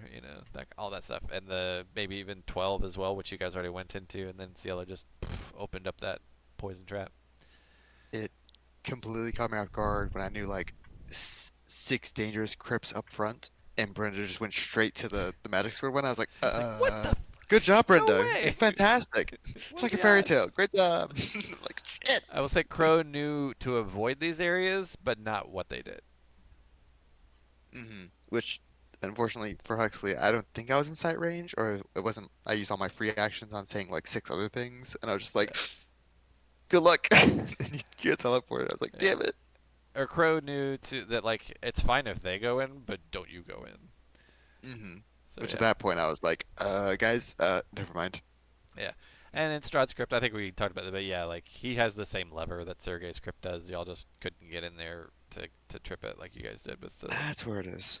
Yeah, and there's some vampire spawn hanging out in the dirt underneath over here that Strahd was willing to kind of summon up if you guys were to come in. Can I ask if it's possible for me to lift the portcullis, especially It's with DC Celia's 25, help? so you could have. I mean, Huxley definitely could have. Athletics. Oh no, it's not possible. Not unless you get like guidance or something else. I love the CLOs. Oh, if Crow couldn't do it, it's impossible. We're fucked. We can't do anything. That was so good. It's just literally impossible. Crow's the strongest person I know, except for Huxley.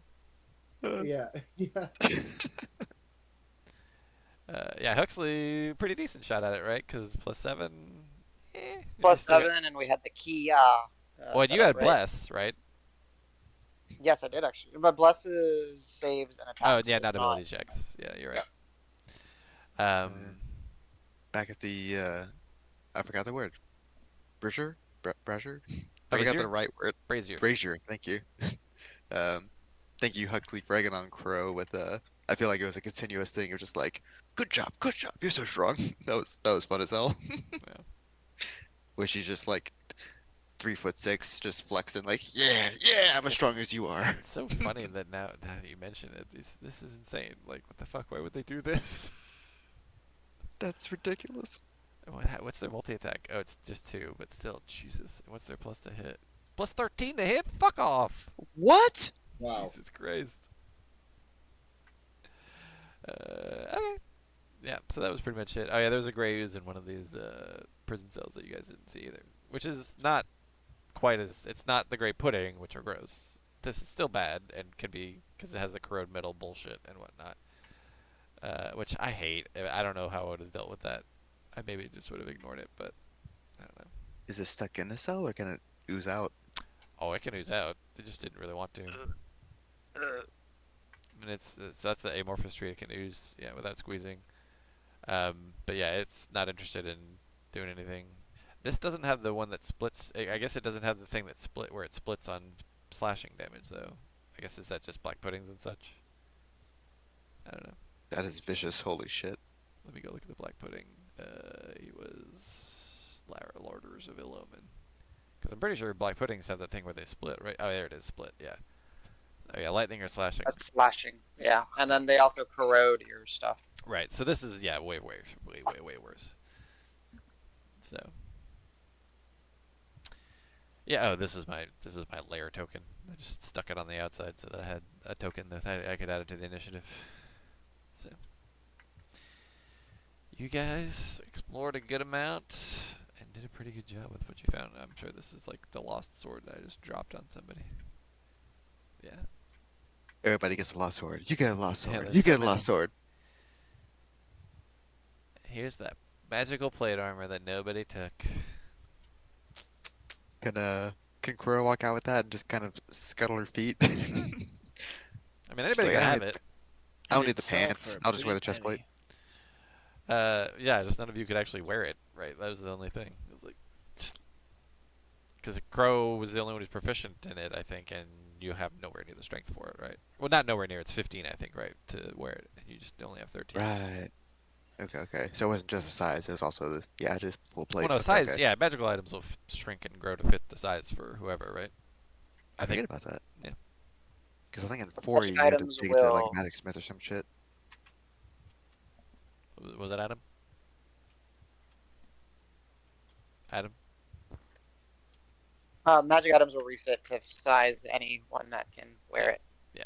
Anybody And can, especially. the problem that we had was we didn't have anyone that's proficient in heavy plate except for you, but you don't have the strength The Right. strength. to Okay. move around normally.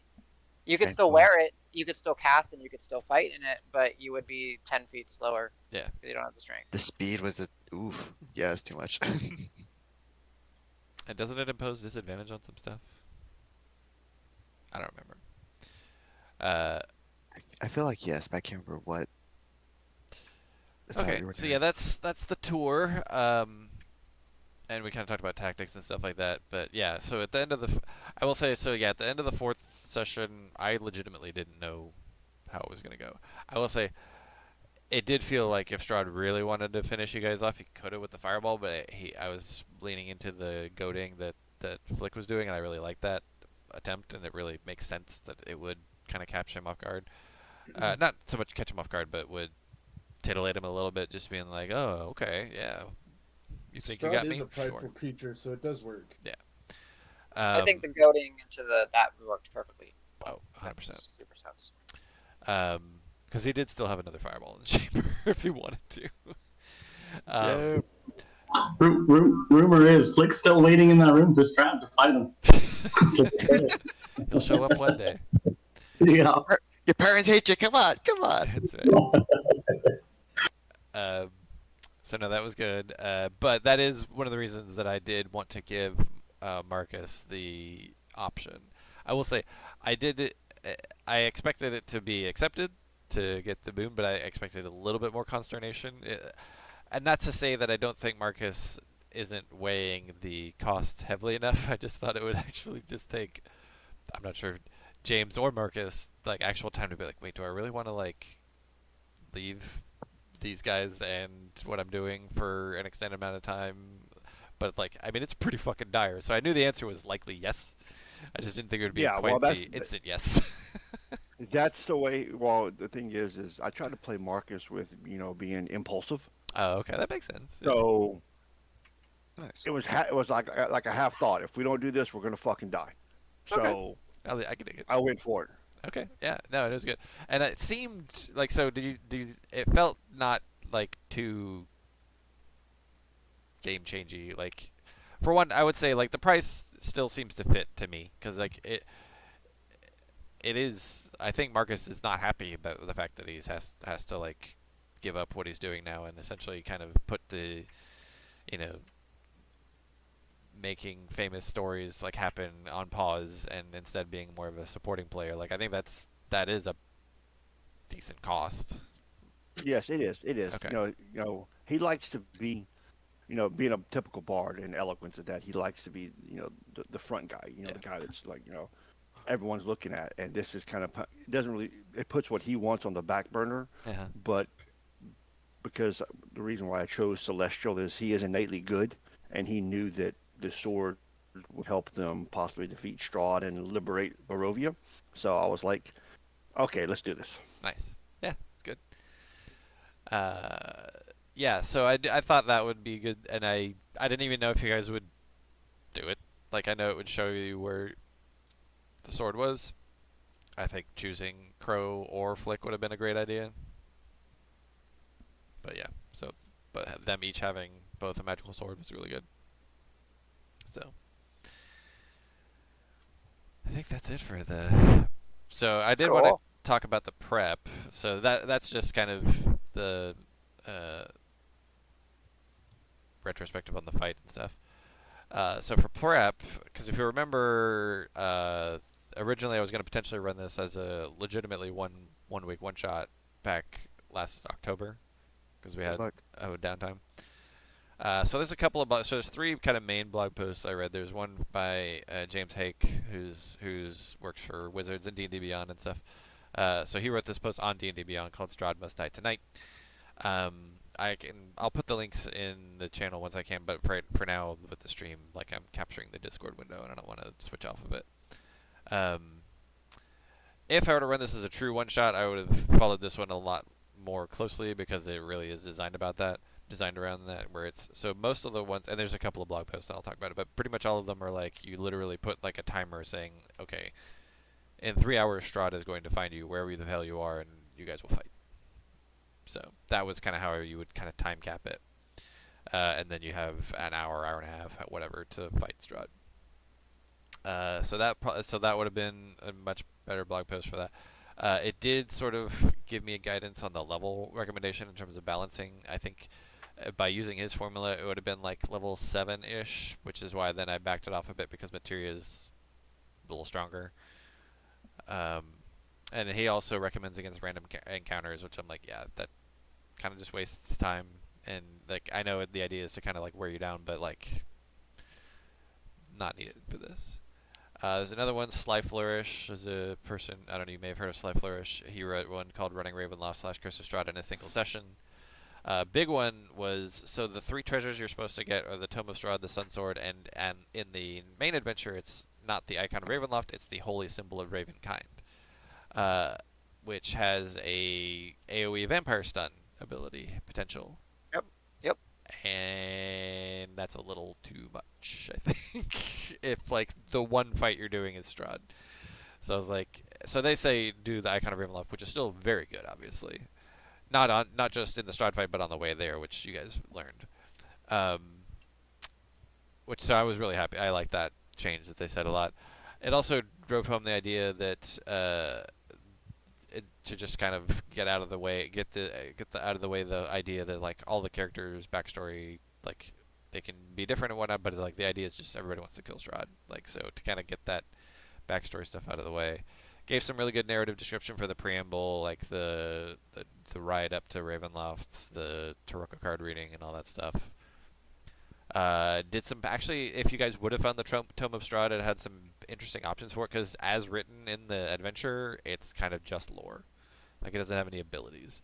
But in this blog post, he kind of has some options where it has some active abilities and you can attune to it, and it has some interesting ideas. Which, but you guys never found it. It was actually up in a high. It was in one of those high tower peaks. In fact, I think that one where I said Crow could have been tied to that bed, I think it was in like the footlocker at the base of that bed, if I recall correctly, because it was something about in a high place. I don't remember what it was, but it was in one of those things. Well, is that something we could have found, or is that omitted? That's where the tome was. You guys just never went there. That's where you could have been found if they went there. Oh, So I had like could 4 have. spots Okay. where you could have been, and it was just whichever one they went to first. Sorry, I thought I heard bed, and I was like, what? What? We were there. Okay, Oh my yeah, bad. different bed, different. Yeah. Okay, okay. And that blog post also talked about skipping. So there's in the normal adventure, there's 5 tarot cards that get drawn. So the 3 treasures, the location of Strahd, and then one called Strahd's enemy, who could be an ally for you guys, like an NPC ally for you guys. But since there's already 6 of you, and I was trying to keep it a little bit shorter, I just skipped that, and they recommended to kind of do that too. Just kind of don't do that. There's another blog post from James Intercasso that more or less was just it was helpful in telling me which cards to remove from the Tarokka deck. So uh, normally there's about twice as many cards, but a lot of those are scattered throughout Barovia. So this list was specifically curated. So let me actually go back to the card reading and activate that. So yeah, these 1, 2, 3, 4, 5, 6, 7, 8, 9, 10 plus these 3, so 13 cards. I think there's normally like 25 cards or something like that, maybe 26. These specifically are only the ones that will lead you into the castle, and same thing with the high deck. It's like a third of them were cut out because they would take you places other than that. What else? Go ahead. Do you know if in the full campaign are the tarot cards used aside from? Do they affect things besides these locations when entering Not that reading. Castle Like Barovia? I think you can get other readings, but the specific like central reading is just for those 5 things, which for you Okay, is okay. just 4 things. Ooh. Is there kind of a theme in the full campaign of like collecting cards and you can use those I'll tell you add this. to the deck That actually kind of throughout? dovetails into the next thing I was going to talk about. So Oh, when I was prepping, so for the one shot, those are the blog posts I was reading. So then I was like, okay, so let me read the adventure. But I was like, okay, so really I just need to read the Ravenloft chapter. So there's 13 chapters, 14 chapters, 13, 12, I don't remember. ooh. It's a pretty big book. So, but all of Ravenloft is in one chapter, chapter 4. So I read chapter 1, which is like kind of a lot of the preamble stuff, and then I kind of leafed through 2 and 3, which is basically Barovia and stuff like that. But other than that, I didn't read anything. Like, so I don't actually know. So there's a bunch of cool fights and stuff like that. I don't know shit. Hell yeah. So, I mean, there's some appendices and stuff like that, obviously, that I'm reading about, Strahd and the tome and stuff like that. But like, I could play through this adventure and not know a lot of it, except for Ravenloft. I know really well now. Nice. And I So, definitely appreciate whew, you being able to adapt a quote unquote one shot into 5 sessions. That went over really well. yeah. Well, so the big thing was chapter 4 I read a fucking ton of times, and it's not short, so yeah, it took a while. But again, this is me going crazy, like, and this is really not something that's designed as like a real one shot. Like this is more designed like if you know how to run it normally and you want to condense it into a one shot, then sure. So if you're again, this is not meant to be a here's how to run a one shot tutorial because this is way more than you would need to run a one shot for sure, sure, sure.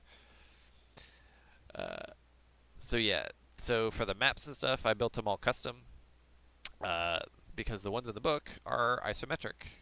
Even though most like maps in a lot of the books are not, like they're actually kind of stuff that you could throw into a virtual tabletop and run. The ones in the book are isometric. So actually, here, let me come out of full screen, go to 5e tools, books, or no, adventures.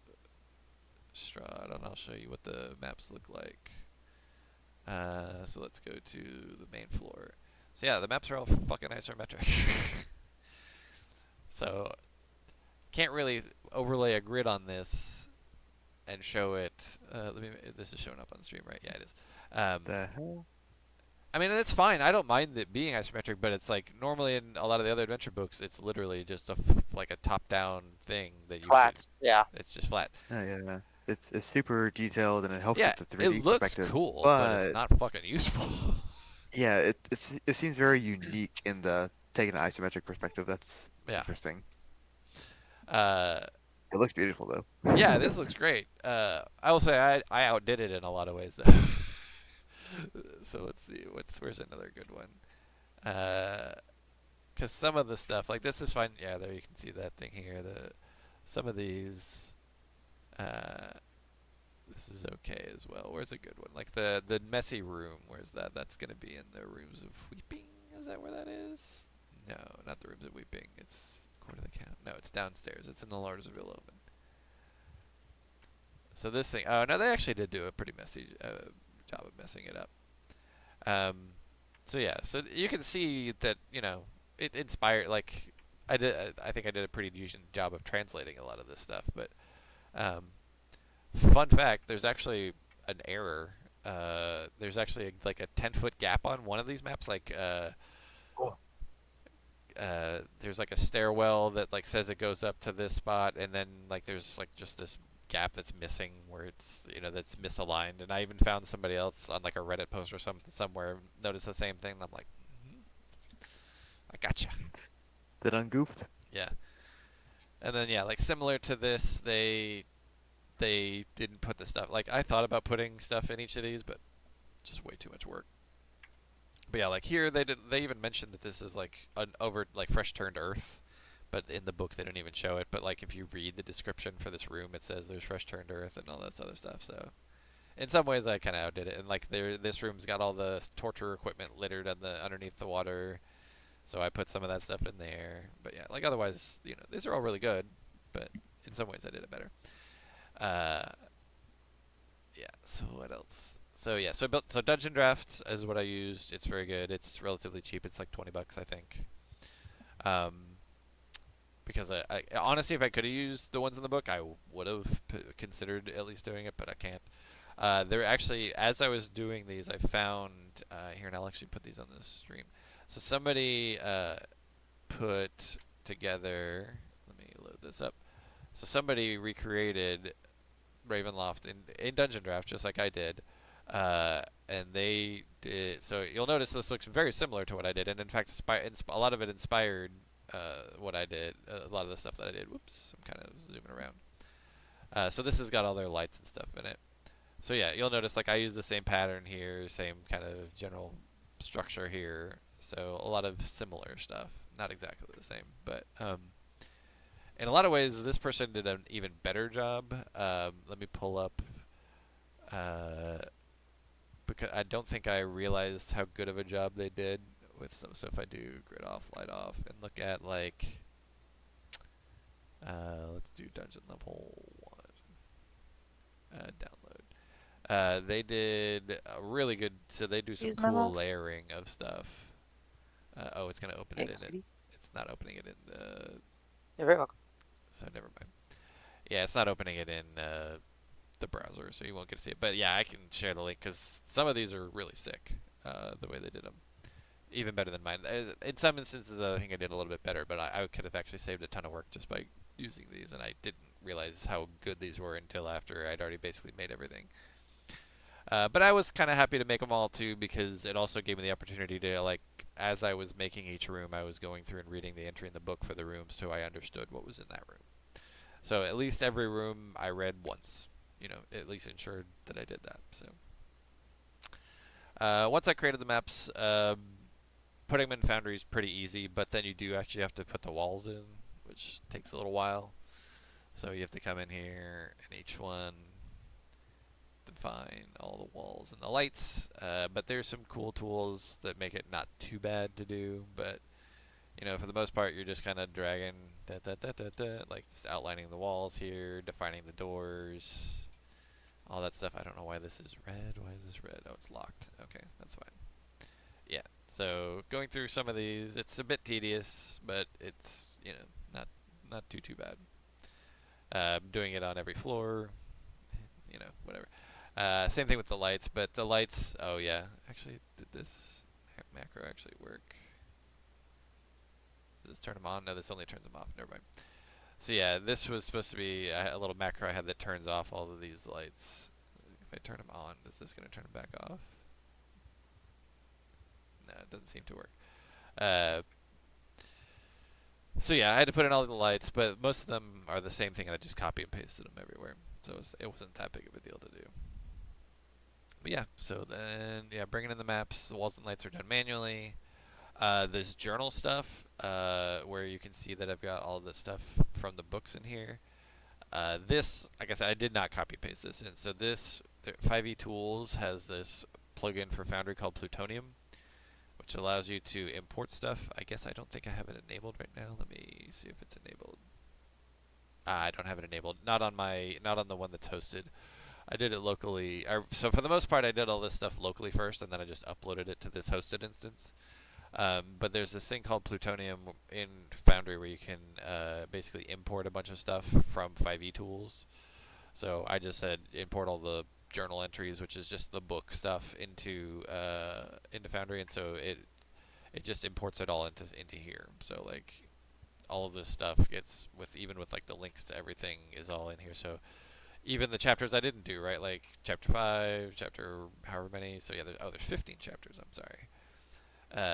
So yeah, but I basically split out things here. So Walls of Ravenloft, if I open this one, is just basically I just drag these into separate journals here, and then I can just drag them onto the map. So like front courtyard here. Did I even put it on here? I don't know, but like to put a journal entry in a map, you literally just drag it here and say update, and then now whenever I want to read it, I can just double click it and it'll open it up in here. So like we just got it all. So that's what I did after doing all the walls and stuff. Basically for each area, I just dragged in the little journal entry so that if I ever needed to reference what the hell was happening, which in the catacombs was super nice because then I can just look at every individual crypt, right? So like, oh, this one, I can just click on it. Oh, it's this General Croval Mad Dog stuff. So I didn't have to really remember them very much at all. Like I could see that like this one has stuff in it, and this one had like the Sun Sword in it, and this one has the Staff of Power in it. So like at a glance, I could see kind of the interesting ones. But if you guys are like for when Flick opened this one, when I look at it, normally it's like there's just nothing in there, right? So I have to open this up, and then I'm like, oh, Flick, you see yourself on this slab here because it says, one of their names determined randomly. Just immediately it's just like, okay, it's the one who's opening it, sure. Etched into the door upon the opening the creep, da da da da. So I could just kind of read stuff off so I didn't have to necessarily have everything prepared because there's just so much. So yeah, the journal entry stuff was good. And then same thing with the creatures. It also allows you to import those, so I didn't have to build out Strahd and all that other stuff. So creatures, items, and whatnot are all here. So like, I have all these creatures in here, but this is because if I were to run the full campaign, then sure, great, I would need these, but I don't because I'm not running the full thing. But anything that I could need is here. So like specters, they're not necessarily within the castle in general, but Strahd can summon them, so it exists here. So I just come in here, search for specter, and then I can just drag it onto the battlefield, and there it is. So it's easy. So I didn't have to worry about building these creatures out because that's way too much work to have to do that. Yeah, so as I was building out the maps and stuff, so the creatures that were like mentioned in the room as these guys are lying in wait, that's the ones I would just drag in here and then just make them invisible so that you guys couldn't see them, and only bring them in whenever they made their appearance. The Taroka reading, so I took the inspiration for making it like kind of interactive sort of from the YouTube video, which I can post a link to. It was pretty cool. They actually went so far as to like recording audio for Madame Ava like reading the card, and the guy said he like did the recordings like as he was recovering from COVID or something like that, so his voice sounded like real weird, and he just like pitched it up slightly because but it was yeah, it's very much like, Brilliant. Oh my and god. then the guy, it's like, and you will find a weapon of great power, and it's like it's a pretty good time to do that. Nice. Uh, yeah, so I kind of followed that. I didn't actually. My wife was considering doing like recording that stuff. We just never got it together. Yeah, she was interested. That Uh, would be cool. that would have been fun. That's pretty cool. And then the soundboards and stuff like that. So the battle music was mostly the battle music, and the wandering around music was mostly from this one site called Fesliyan Studios, which it's like royalty free but not commercial. So like if we wanted to monetize these videos, we couldn't, but we're not. And then I think Adam linked me to tabletopaudio.com, which was good. There was a couple of other good ones in there. Yeah. And then obviously I was a big fan of BGM. That was a good time. you a big fan of what? The BGM. Oh yeah, yeah. all the music. I think it worked out pretty well. So and thank you. So basically, yeah. So this is just I did like 10 or 12 things. So the battle music. There was like 5 of them, and some of them are like 10 minutes. Some of them are like 4 or 5 minutes. So it works out to I don't know a little over. It's like 45 minutes for the battle music one. The wandering one, I think it's like an hour or so before it loops. So yeah, I just basically had them kind of loop through the whole thing. So sounded less redundant. I mean, obviously, when we're fighting for 4 hours straight and it's only a 45-minute playlist, we heard some dupes. But, but it's like When it gets split into 2 sessions, I think you have an excuse. Right. Yeah. and then yeah, so then obviously we did the D&D Beyond for the character stuff, so we knew all that.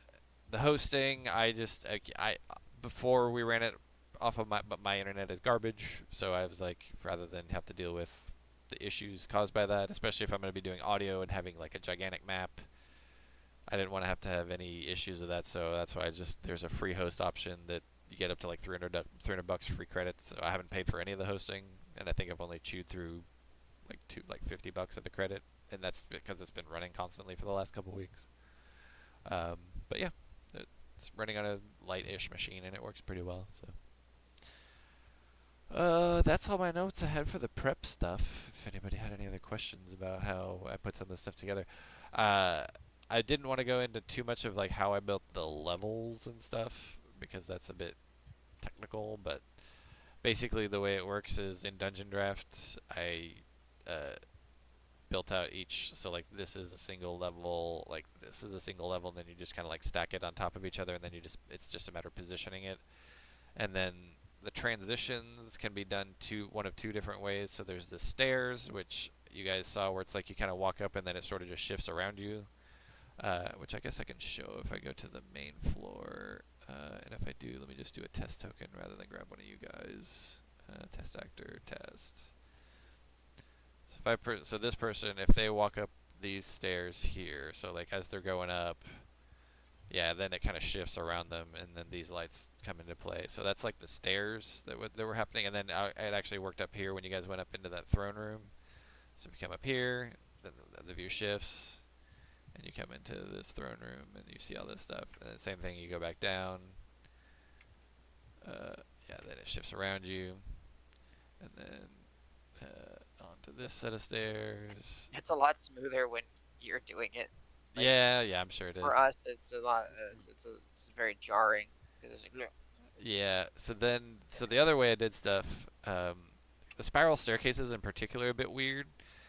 So that's why I use these little. So anytime you see these little like crosshair things, these are just invisible tiles that I created, which essentially have a couple of actions to them. So they basically move your elevation up a certain amount to whatever the next level or the level below would be.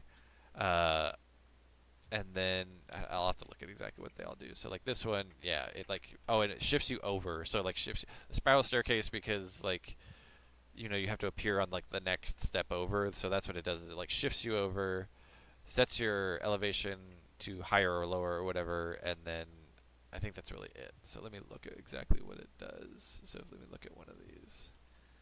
So the triggers, it does this, and the actions. Oh yeah, all it does is teleports you to the target spot, which is going to be like slightly, around the bend, and then sets your height to whatever their appropriate height is.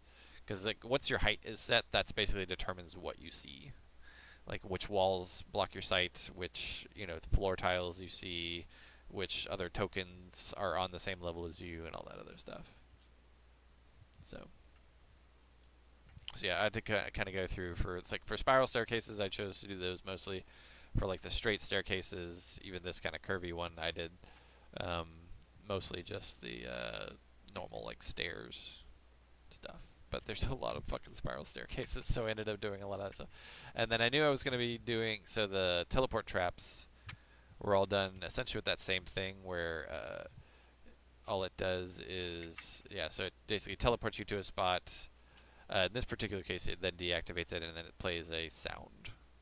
Uh, this one, there's no elevation change, but it does do the sound. So, same thing with this one. This one was a little bit more complicated because it, I think, swapped. Yeah. Oh, and it also was disabling movement, and it was actually even popping up messages that I didn't even recognize was happening. So. Oh yeah, and then it teleports the white to like it's one of the things to that coordinates to those coordinates as well. So that's how the things were showing up. So.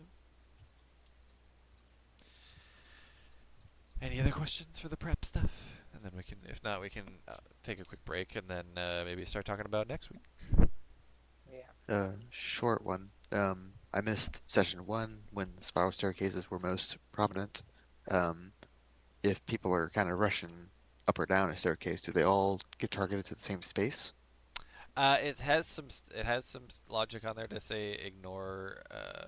Or if I go trigger action. So if I edit this one, avoid tokens at the destination, so it'll try and move you around. So there's a way. Hey, So it's got some of that stuff built in. cool, cool. I couldn't recall after watching session 1 if they were stacking or if there's just enough time allotted that they were moving. So I mean, yeah, I thank was you. trying to have people doing things one at a time just because I wasn't sure exactly how well it was going to work. And I think there was a little bit of jankiness to it, but I think all in all it worked okay. Mhm. I was going to say, I Watch. was pretty happy with. I was very uncertain as to how well this would work, to the point where I even thought that I had built out each of these levels as a separate scene, but then I've since looked and I don't think they're actually built out correctly. I don't remember. Like there's stuff missing. I don't actually remember. Well, I think it worked pretty alright. Yeah, I think it For did work sure. pretty Right. well. Yeah, That like worked. this is not. Yeah, like stuff is misaligned on this thing. I don't know what's going on. So maybe some of these other Misalignments ones. happen. Well, yeah. Mhm. So yeah, this was like just this floor built out. Yeah. So I had kind of the other floors built out like individually, uh, without the teleporty stuff and whatnot. Um, but uh, yeah, we ended up using just the one big level, multi-level thing because it worked out okay. So yeah.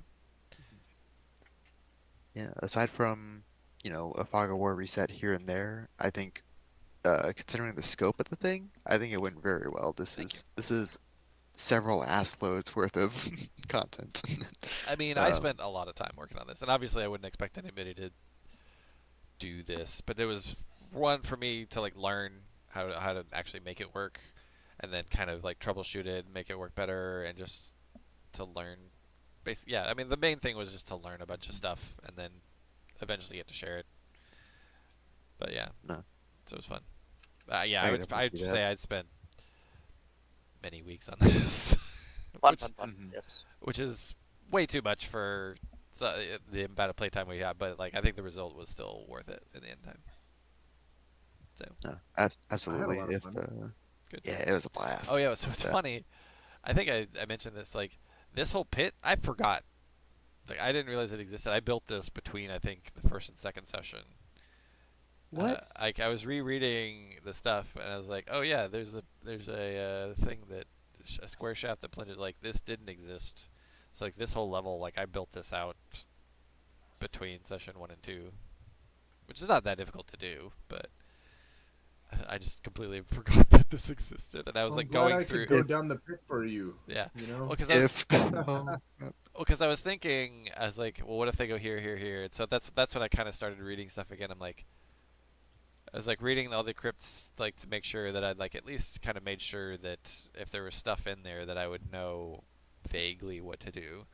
And then I saw this, I was like, oh, yeah, I don't have any of this in here.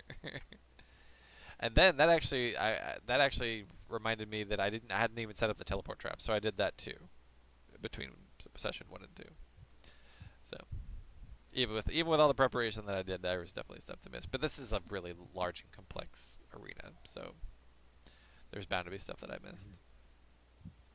it was a blast to fight into with all the complexities. Um, if there was a flowchart for how Crow would betray the party, more than half of it was revolved around that pit. Oh yeah, nice. There was I so know we much of talked like about it.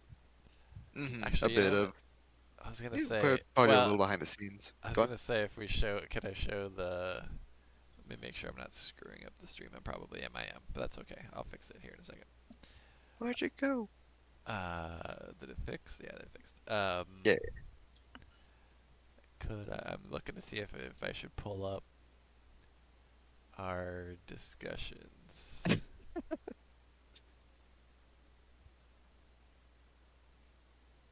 it was just a quick Discord like, hey, you want to betray the party? I'm like, yeah, sure. And then he links me a document that's like 4 or 5 pages with diagrams. I'm like, oh, you don't say. Yeah, here. Yeah. Hold on. Oh yeah. So this is. You know what? I'll just share my screen. Where is?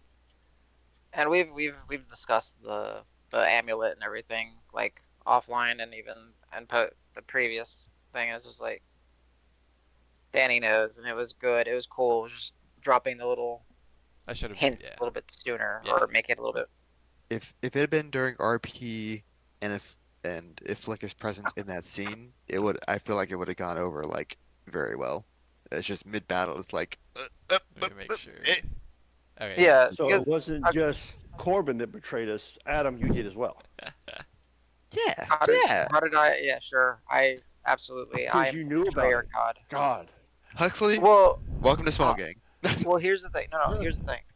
Had a hunch about it, didn't know what it was. Right? That's the hardest part. Like I had no, there was no Yeah. There was no comprehension that it tie was a for. cursed amulet. It Right. was a Oh no, no. There was no he hint. is charmed. How do we Break it. alleviate the charm?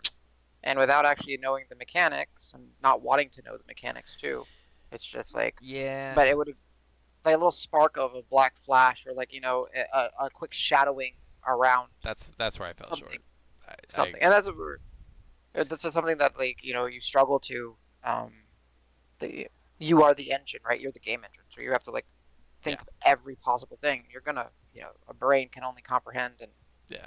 address so many things at once. Yeah. So it starts So off. How do you feel about being forced to work against them? Parentheses to start. It's an option I'm considering for introducing. Uh, love where it it. says, and then, oh yeah, I love the idea. I hope to introduce you to be a bit ravenous. Da, da, da, da. It says, yeah, my idea was to have you under Strahd's charm and then work against them to pull them in towards known bad areas, but they could cure that charm potentially if they figure it out. The problem with fucking Crow's character is she's so goddamn good at resisting charms that I had to make it so that like Mhm. Oh, she had to not be able to resist the charm. Like so, I was like, the only way I could think of doing that was just like a curse, some curse that like No, turned off her charm bullshit. and the curse is dope. Like it's a cool Yeah, concept, it was just the right? reveal. I didn't reveal the mechanics as I should have. Yeah, I agree with you. You're right. it makes sense in retrospect, and I feel like with if they would have caught me, I feel like it could have fallen apart the first session I appeared in. Um, whew, that was fun. That Well, was the, fun. the beauty of it is, like it's how you reveal the little breadcrumbs to lead to the Yeah. thing. But I love reading. This is funny.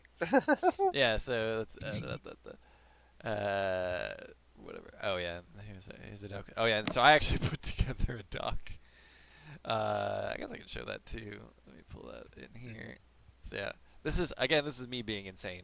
I literally wrote like a 5-page document for for Crow being bad.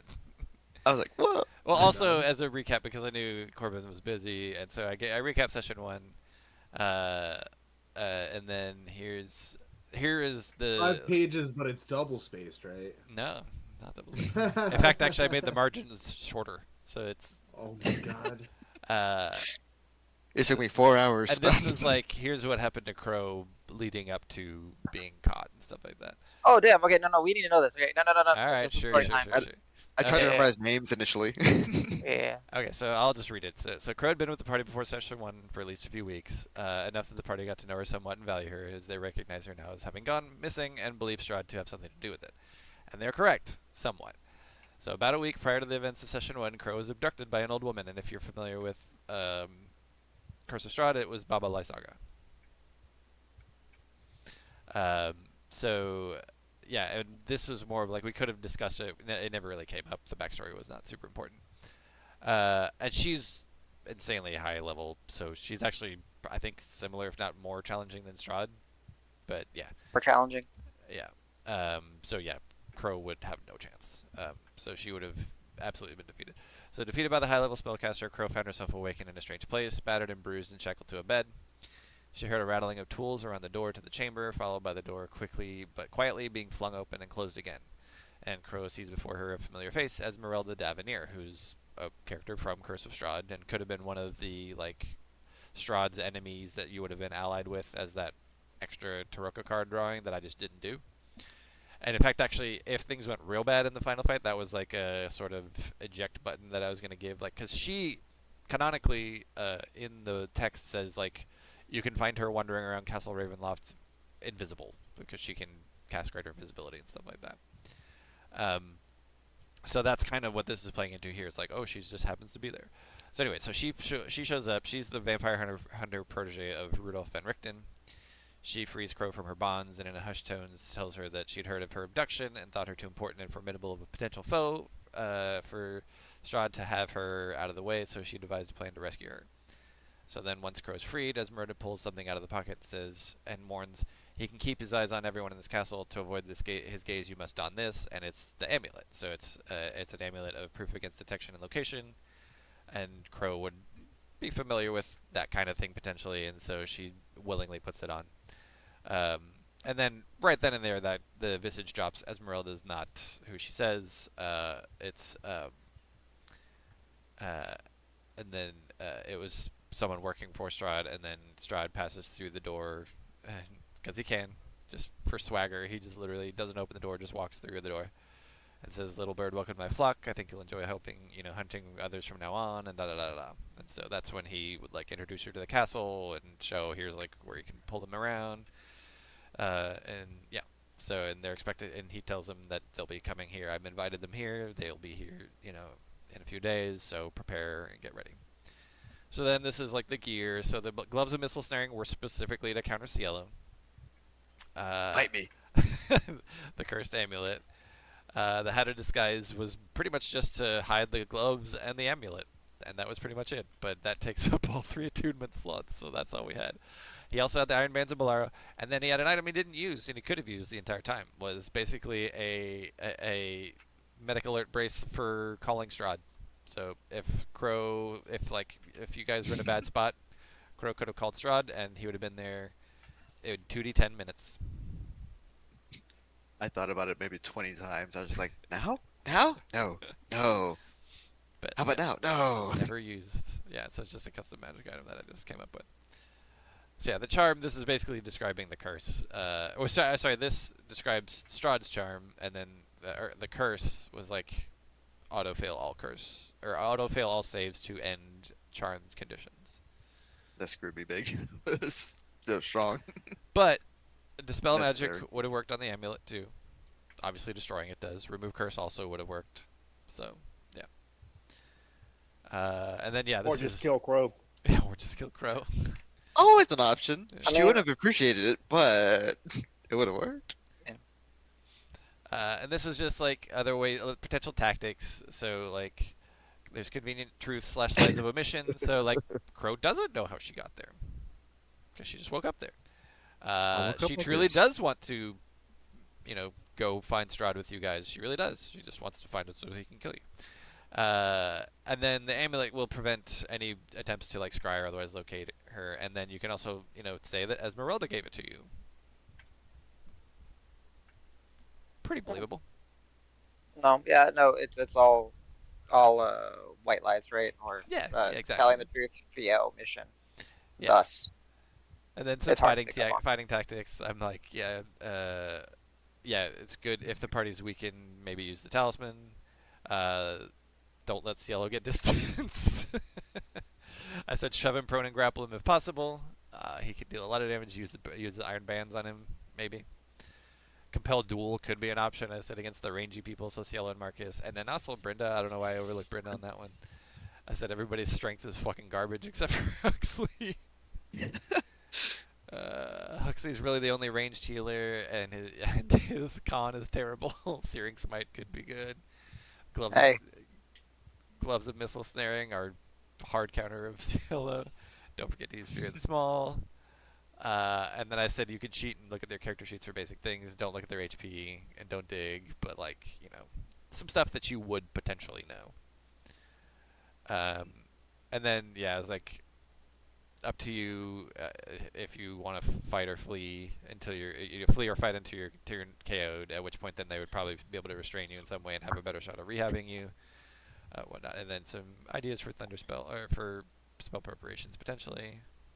And then here's the map. So I just gave him this map, this portion of the map, and then said, here's the. I was like, if they get to the fucking staff, there's a nearby crypt that you can try and guide them to instead, because don't let them in there. So there's the crypt with all the ghouls in them, uh, spiders, the hellhounds, the nightmare, which you guys already opened anyway. The traps, it's like you're told not to go into these. And then if they mention the skeleton flanked by gargoyles, which Crow was with you guys when that happens. Which it's like you could lead them into the one with the ghost, the pit, which again Corbin had planned on. But then this is the one that's but I was like, but hey, if you do get cured, I don't even remember if this came into play, but I said you get advantage on all skill checks related to recalling information about Strahd, assuming it's something you knew. You could have potentially used the talisman to summon him, into a trap, but obviously that didn't play out that way. You would have done an advantage on social skills related to when conversing with any of Strahd's allies, if assuming that they think that you're still duping them. Y'all didn't really deal with many of Strahd's allies. Finally, your aura would work, because at one point I was essentially having to back out the aura. And then again, the knowledge, so all this knowledge here you still have, you know it still. You just are using it for the other team now. So I gave him that. We talked about build stuff, get a token. So this is like. I never got to use Mage Slayer. Oh, if I got to post that good Did gift. you take Mace Slayer? I did. Okay. Level 2. So if you cast a spell, I would have goofed him up. So this was during the session where you guys were in the study. I was like, oh yeah, you're here. You're off to the left. This is when I decided where Crow was because of you guys teleporting into the study. I was ready. I was like, you're in the room, bound, and make sure you can see with the token. Yeah, okay, cool. And there's no obvious traps. Maybe the room south of the study, which had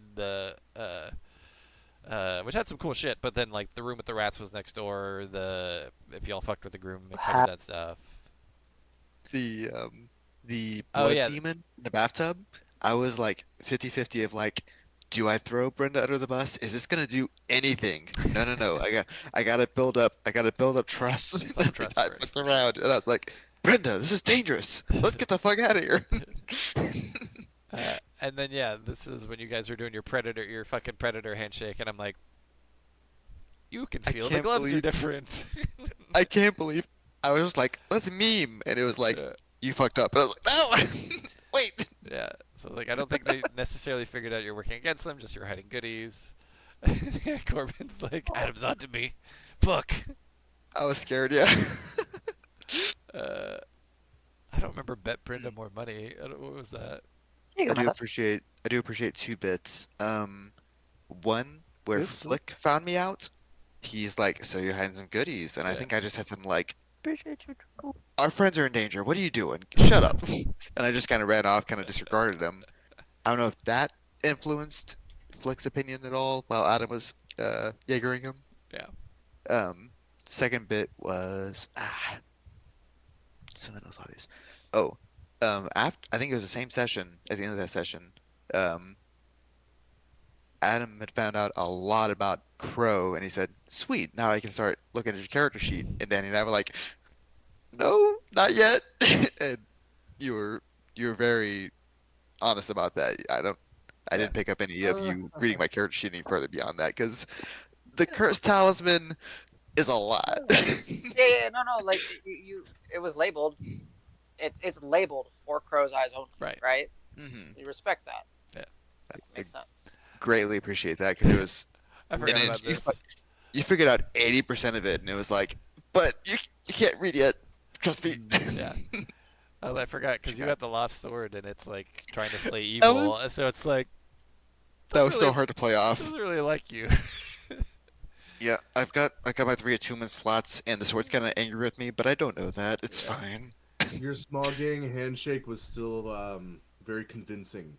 Thank you. I want to feel like Yellow didn't know anything.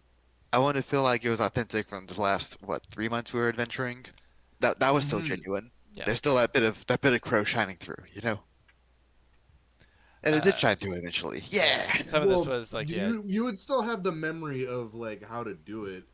So with your like evil intention, you would still remember how it goes. So it makes sense. It's just I can't talk shit about Strahd. I'm like, I can't wait to see him. Right, Mhm. guys? Mm-hmm. Yeah. It's Oh, yeah, not like this you would forget. It's not like you would forget the handshake. So it makes sense. yeah this Yeah, actually reminds that was me. a blast. I forgot. I openly fudged a dice roll in front of you guys and even said that curse that uh Oh yeah. How uh dare you? that No, I'm kidding. My version. Crow failed to save on the curse, but it was so fucking close. I was just like, you know what? Sure. So I forgot about that. Damn. so Cool. I will admit though, hell of a way to end session 4 though. That was just like, oh, Crow, Yeah. Crow gets to play with you for the last session. I'm like, yay! yeah, right. I really felt like me shooting the cursed amulet with my arrow was like a Hail Mary. I felt like that She was gonna nailed it. be a hard shot. Yeah. I was so glad that worked out because Uh, session 4 was miss, It shackle, really had a shackle, grapple, chance to shackle, not grapple. work out. It really had a chance to not work out. I think when I reviewed Danny's spreadsheet of the Strahd fight, my first 4 or 5 turns are just fail, fail, fail, fail, fail, fail. I'm like, well, yeah, the oh whole no. person failed. Actually, I guess I can pull that up. So If you funny want. to look back on. We can talk about that. Where was I? It was hold person fail, bands Yeah, fail, poet person fail. um, resist grapple fail, Yeah, resist bands bands fail. fail, hide fail. No, hide Yep, was success, I escape think. grapple fail. Break restraints failed. The And I hide, forgot about the the hide was once every just. 24 I hours. didn't even That was record the roll on the. Oh yeah, you're stealth. the comment was lol. Yeah, because you're fucking Worm against restrained. the wall. You intentionally went prone. You can't find me. Where's your next turn? Oh, your death saving throw was your next one. Yeah. So that's 5 in a row of like, nope, nope, Yep. nope, nope, nope. Crow had a bad fucking time. Oh, and then So you were going to hit, and then fucking Marcus said nope, and made you silvery miss. barbs, yeah. You did hit on Whew. your next attack, but I It just which you had to then was which you then smited appreciate we it. were on Marcus. so weak at the time. Like we were on verge. We're like knife's edge. So Yeah, that at this like point, saved us. yeah, this point was after the 2 fireballs, and then like or no, not after the 2 fireballs, after one. I don't think both. Yeah, not both, just one. But then Swarm of Bats had come in. But a fireball came shortly thereafter. But yeah, you with a total 21, yeah, you can hit an amulet, sure. 21's a really good hit. Because I think Oh, is your AC that was clutch. 19 or 20, Crow? Might be 18 or 19, Oh, depending okay. on the shield. 17. So yeah, I think figured. 17, 19. 17 without the shield, 19 with the shield. Yeah, I I think, right? figured at Yeah. least 1 or 2 above your AC. Sure, you can hit a specific target. Hmm. It wasn't even that far of a range. You were only like 15 feet away, so it was like, yeah, that makes sense. So yeah. I really like that imagery of a dark crypt. I'm stabbing at Marcus, and he's still able to. All you can probably see is. I don't think Marcus had a light at that time, so it may have just been my eyes. Oh, maybe. There's- But yeah, Strahd has the KO is the Very good KO shot. king with 7. What the? No, 8. Sorry. Well, one of them was friendly fire, and then it was uh, Bastard. Marcus twice. Everybody else once except for Flick, but he did get scrambles. Yeah, I barely got hurt. That was amazing. Everybody else had. Did anybody not have exhaustion besides Flick? I think that was everybody, I think right? everybody went down. So yeah. Although Cielo Sheesh. not until the very very end. So True. never True. in the I actual did go fight. down one. I did go down one more, like one time during the fight before that. You did? Oh shit. Yeah, Huxley got me back up with the idol at one point. But I don't think Oh. you were unconscious, were you? You were just low. I don't think you got I unconscious. You was got unconscious. super low. No. You were I at don't like 4 remember you being. HP, I Oh, think. really? I Yeah. thought I was unconscious. I don't think so. I don't remember you being unconscious more than once. Well, you did go through it for the Excel spreadsheet, so you're probably more right. Yeah, I was gonna say I think I Yeah. would have noticed. than me. Yeah, and then so for anybody who didn't read the spoilers, so yep, Cielo is top damage by 1 point over Brenda. Woo! By 1 literal damage. Yep, by Well, 1 gang. damage. You did. Represent. You did. It was all magical piercing, actually. Now that I see that, that's the only thing you can do. Shoot, 178? shoot. Yeah. Well, I mean, I really don't have any other option at the Yeah, moment. it's fair. Yeah. Pew pew. I have things to augment that 1 piercing damage output. That's what I got. Also, imagine if you didn't have a Corpse Slayer bow, right? Yeah, You'd because be you're doing a lot D8 less Mhm. extra. Yeah. Uh-huh, yeah.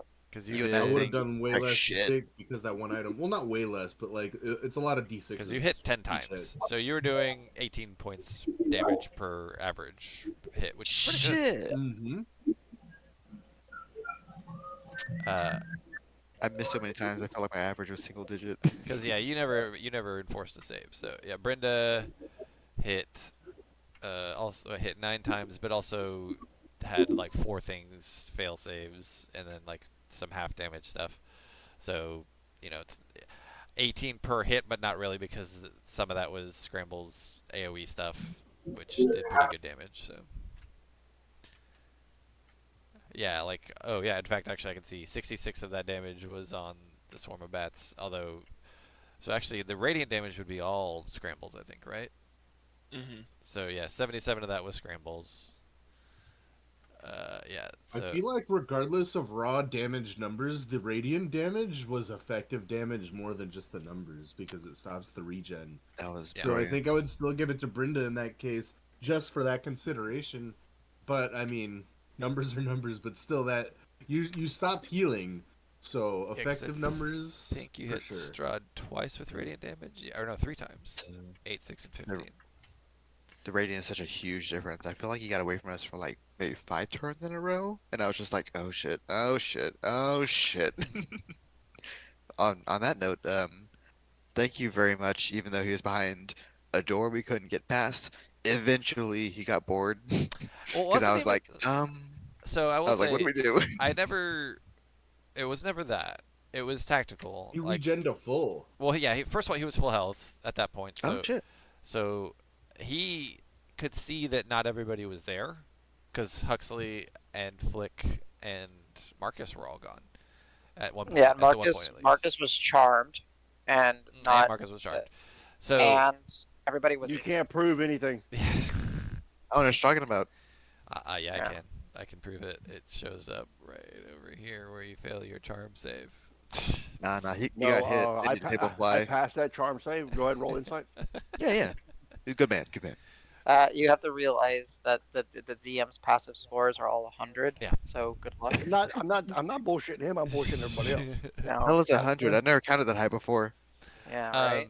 No, so it was tactical. It wasn't just boredom. It was because Okay. he thought that he could go find somebody that was solo, or that maybe Marcus was dealing with. Like he knew that. So especially at that sword, he didn't want to fucking deal with. So he wanted to get around, and like flank you guys potentially. Cool. But he was out of invisibility, so he couldn't do it from invisible.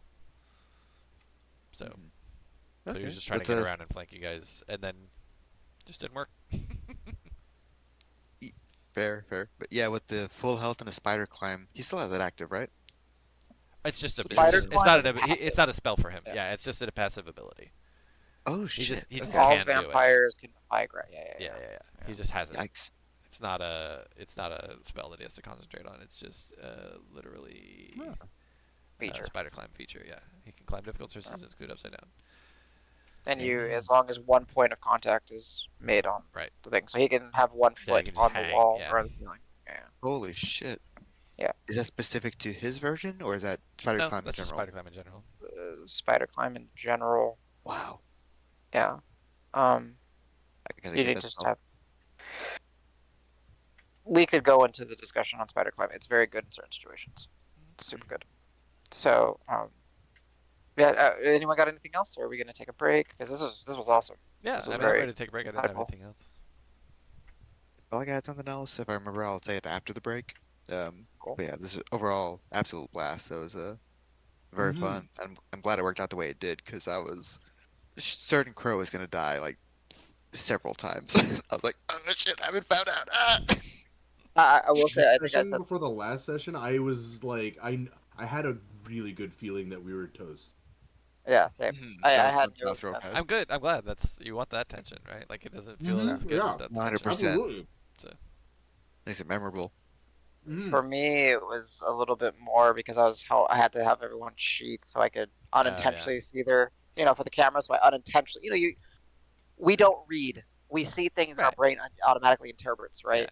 So it's just like I would see numbers and like, crap, well, this guy only has 4 HP. Oh crap, this one only has 18 HP. Oh crap, oh crap. It's like I don't even want to read it, but it's just like your brain sees it and recognizes it. So yeah, it's very stressful, and like, Good. Good. and I will say when I crit Crow, I was like, Knock your I was teeth like, out. I don't want to crit her, but this makes sense. I am pissed off. And I think So- you're like, yeah, that's definitely gonna wake her up. And then I felt real bad and been like, nope. Yeah, I that did was make such you a- make the oh. saving throws, but that's part of the Discord conversation. You're like, I Mhm. fail, right? And I'm like, yes, you do. It's like you know what this result would be, right? I'm like, yeah, yeah, I do. um, shit, I just remembered something from that, and then I forgot it again. Well, maybe I'll come back to you after the break. Yeah. something. Yeah, So yeah. let's go take a break. Top of the hour. Take a 10-12 minute break. Yeah, and then I Perfect. think that the discussion will be Next session. next mini, and we can start figuring out session 0 on that. Yeah. Yeah. 'Cause- I'm excited. Yeah, I think everyone's gonna have fun. So back at top of the hour. Yeah. Last Beers thing, while we're on break. Yeah, go ahead. Before I leave. last thing. I missed session 1 of the Strahd campaign, but listening back to it while I was sick, all the characters were just so fantastic. I think that helped bring me back to full health. That was that was like Oh, yeah. between everybody that was fantastic. That was so fun. restorative mental damage or whatever you would consider that. Yeah, 100%. I think a highlight was like, I'm gonna rip out a tooth and wrap it around your wrist, and then now I know exactly where you are. It'll grow back. It's fine. I'm like, oh, I whoa! have nightmares about that fucking It book. just looks But at the it's- tooth like deadpan, Yes. but it's like, well, I mean, I've It- seen face shit, and it's weird too. It So really whatever. walked that thin line of where it's like it's almost too gross for me, but it's just so good. But with the I character took- description I and then took it. inspiration from that from real life as I've pulled actual teeth out of my Oh, mouth. Oh, yikes. yeah. Kyle's got Okay. some bad teeth. And I'm taking a break. She was I did- like, thanks, but never do that again. I need a Kyle story at some point. Holy shit! All right, we'll do